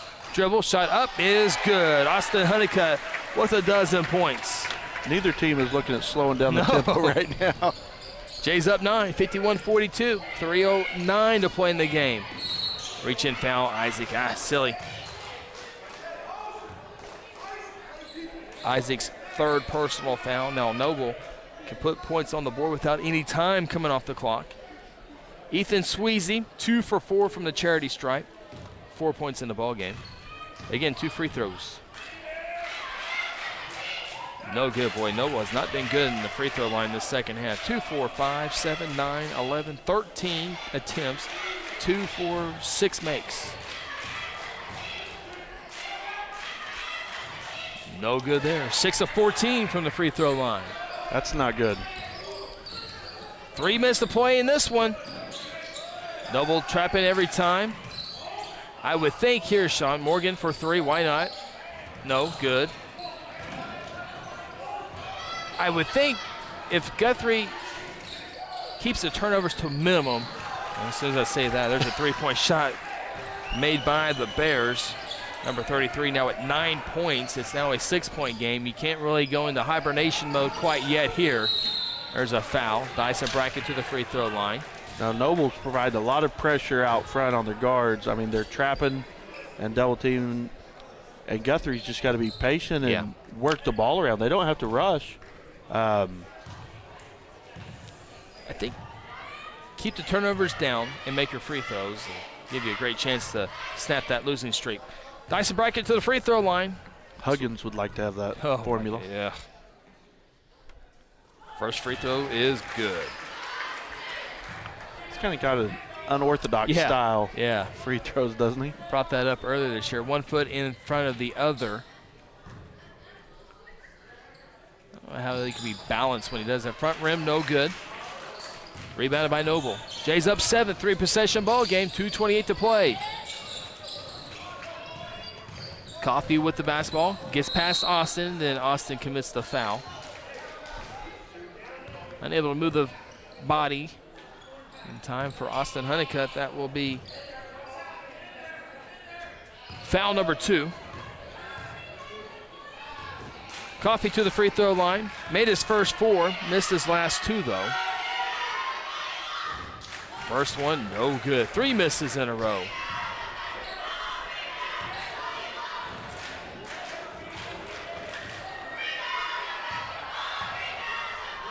Their brain trust has gone down 1. Coach Throckmorton, Coach LeGrand, Principal LeGrand and Principal Throckmorton, they're both coaches to me. Coach Stone, Principal Stone has called it a night. 1 free throw made there. Jay's figures there's enough administrators. Yeah, down 6 now. Luke Morgan, down low to Isaac Lewis, nice feed, blocked from behind, falls in the hands of Honeycutt, who lays it up for 2. Austin Honeycutt with 14 points in the ball game. Back to an 8-point lead for the Jays, 54-46. 3-point shot on the way for Sweezy, no good. Gets his own rebound, shot in the paint, good. Noble will not spend a timeout here. They have 2 in the game, 1:48 to go. Guthrie with a 6-point lead. Noble needs a stop. Jays need to make free throws, protect the basketball, and they're going to get out of here. There's a foul. Honeycutt to the free throw line.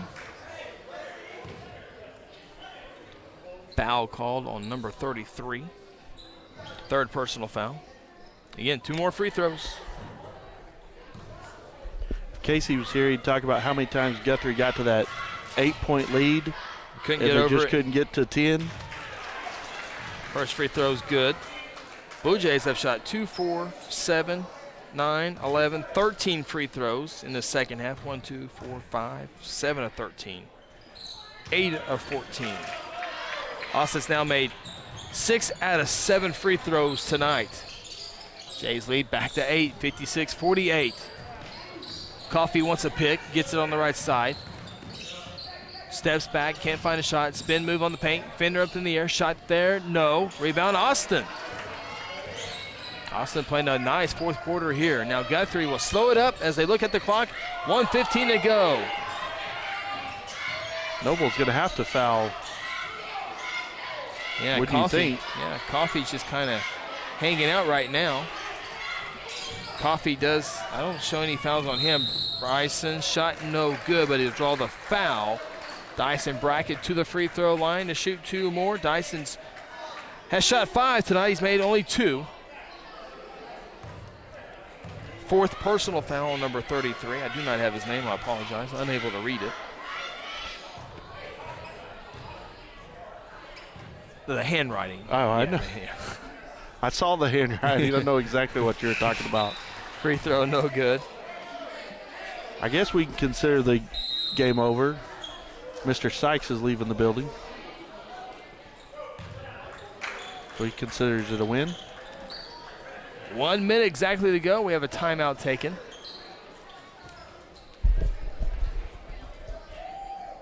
For us, Luke Morgan, freshman, the golfer. Like I said, the rest of this way, Guthrie just needs to take care of the basketball, make their free throws, and I think if they can do those 2 things and not foul Noble so they can score when the clock stops, I think that's the recipe to get out of here. You're exactly right, and you say that because teams with only 3 wins can find ways to lose games, so you have to stress that, and that's exactly what Coach Gilmore is doing.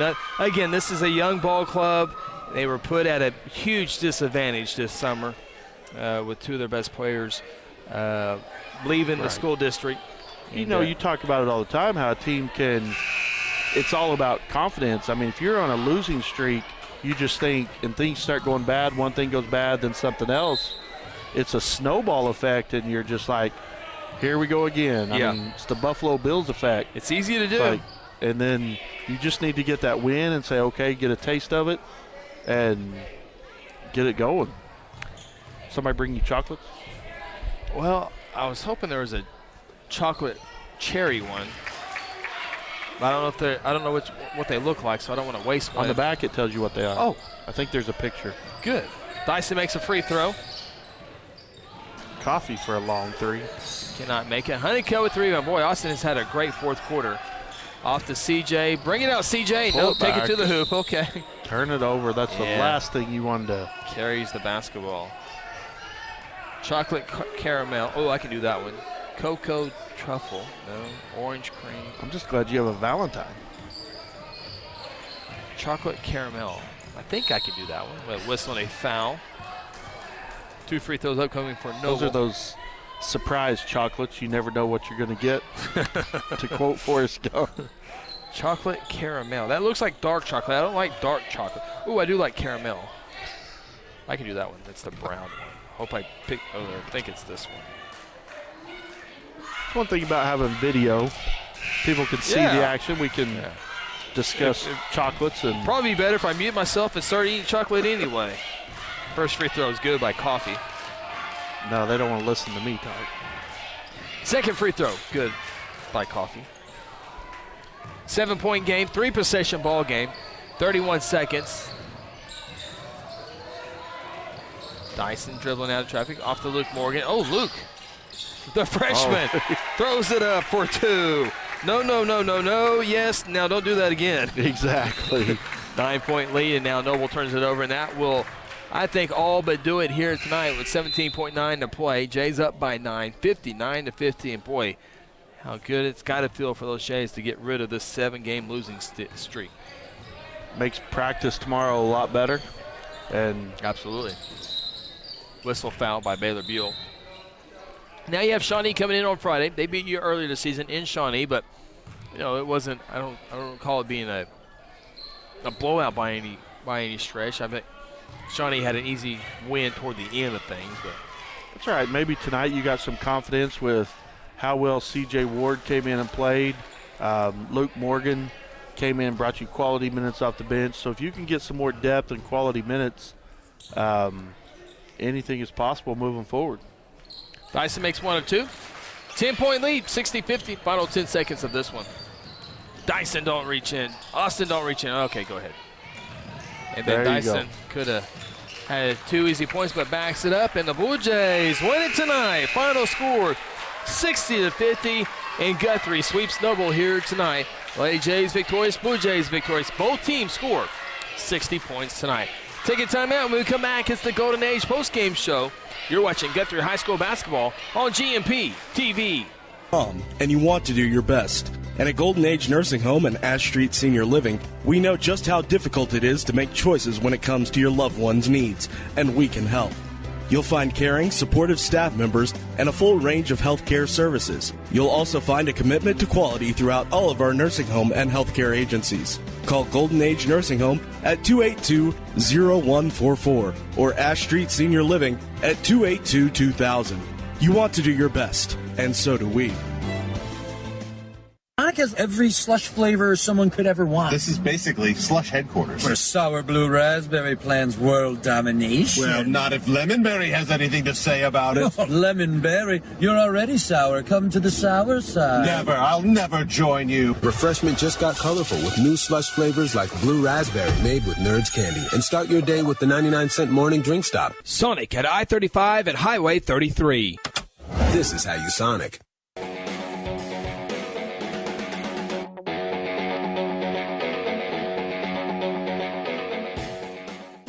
F&M Bank is a neighborhood bank with 8 branches and 17 ATM locations across 4 counties in central Oklahoma. F&M Bank can help you with all of your personal, business, and agricultural banking needs, or simply add efficiency to your business. Check out F&M Bank with online and mobile banking at www.fmbankok.com or download their app and have all of their services in the palm of your hand.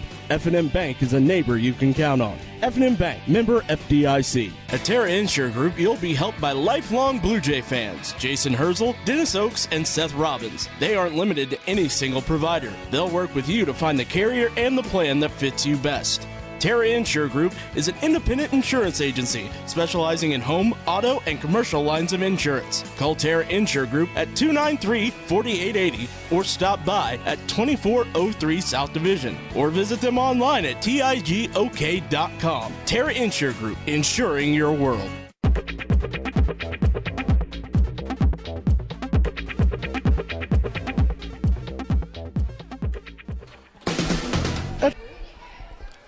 Welcome back for the final time here tonight. It is the Golden Age post-game show. It is a good night to be a Blue Jay as Guthrie High School sweeps the Noble Bears here tonight. In our first game, the Lady Jays with 4 double-digit scores tonight take down the Lady Bears 60-53.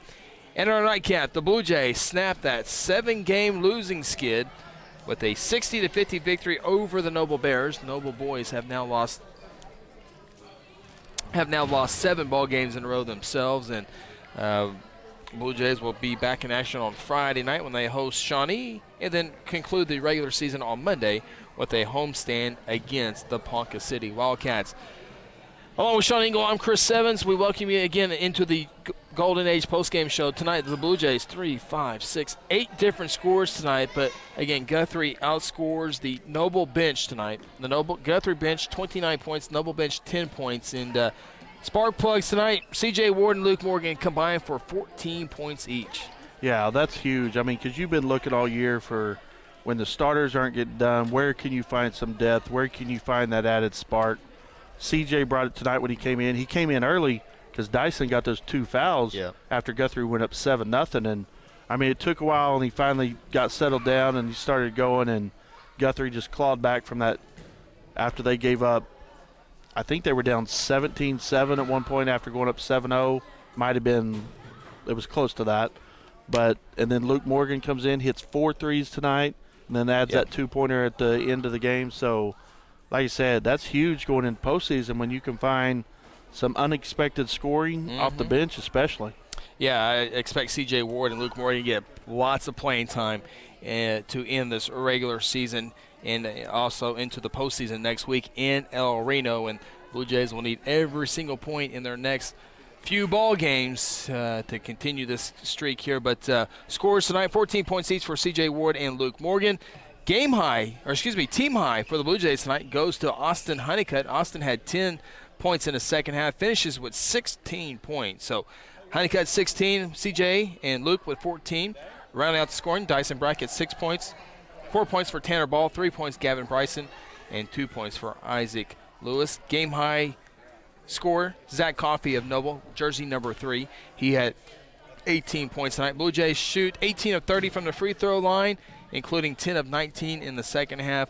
Noble shot 27 free throws and made less than half of those by making 13. But Blue Jays, Lady Jays sweep the doubleheader, and Lady Jays have now won 2 ball games in a row. So good to see. Hopefully they can continue to streak and play well and maybe somehow get some confidence into this year and carry it over to summertime and summer drills and all that good stuff. That's right. They always say winning is contagious. Yep.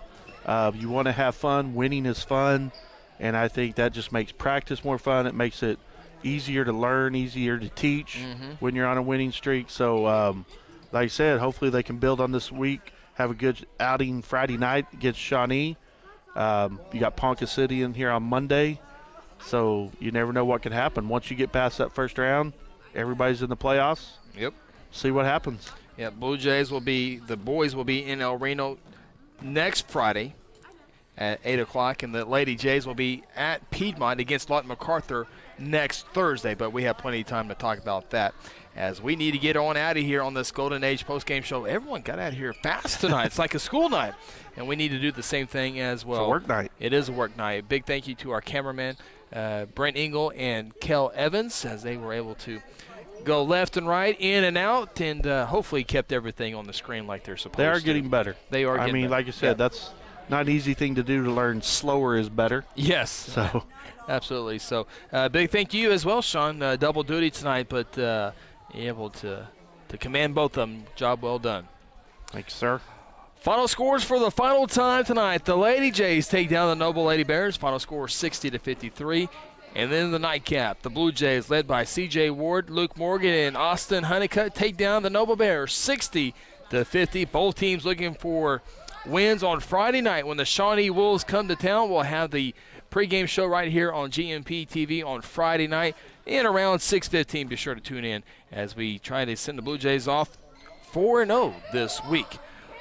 Again, for my partners, Brent Engel, Kel Evans, and Sean Engel, I'm Chris Evans. We'll talk to you next time. You've watched Guthrie High School basketball on GMP TV, and as always, go Blue Jays!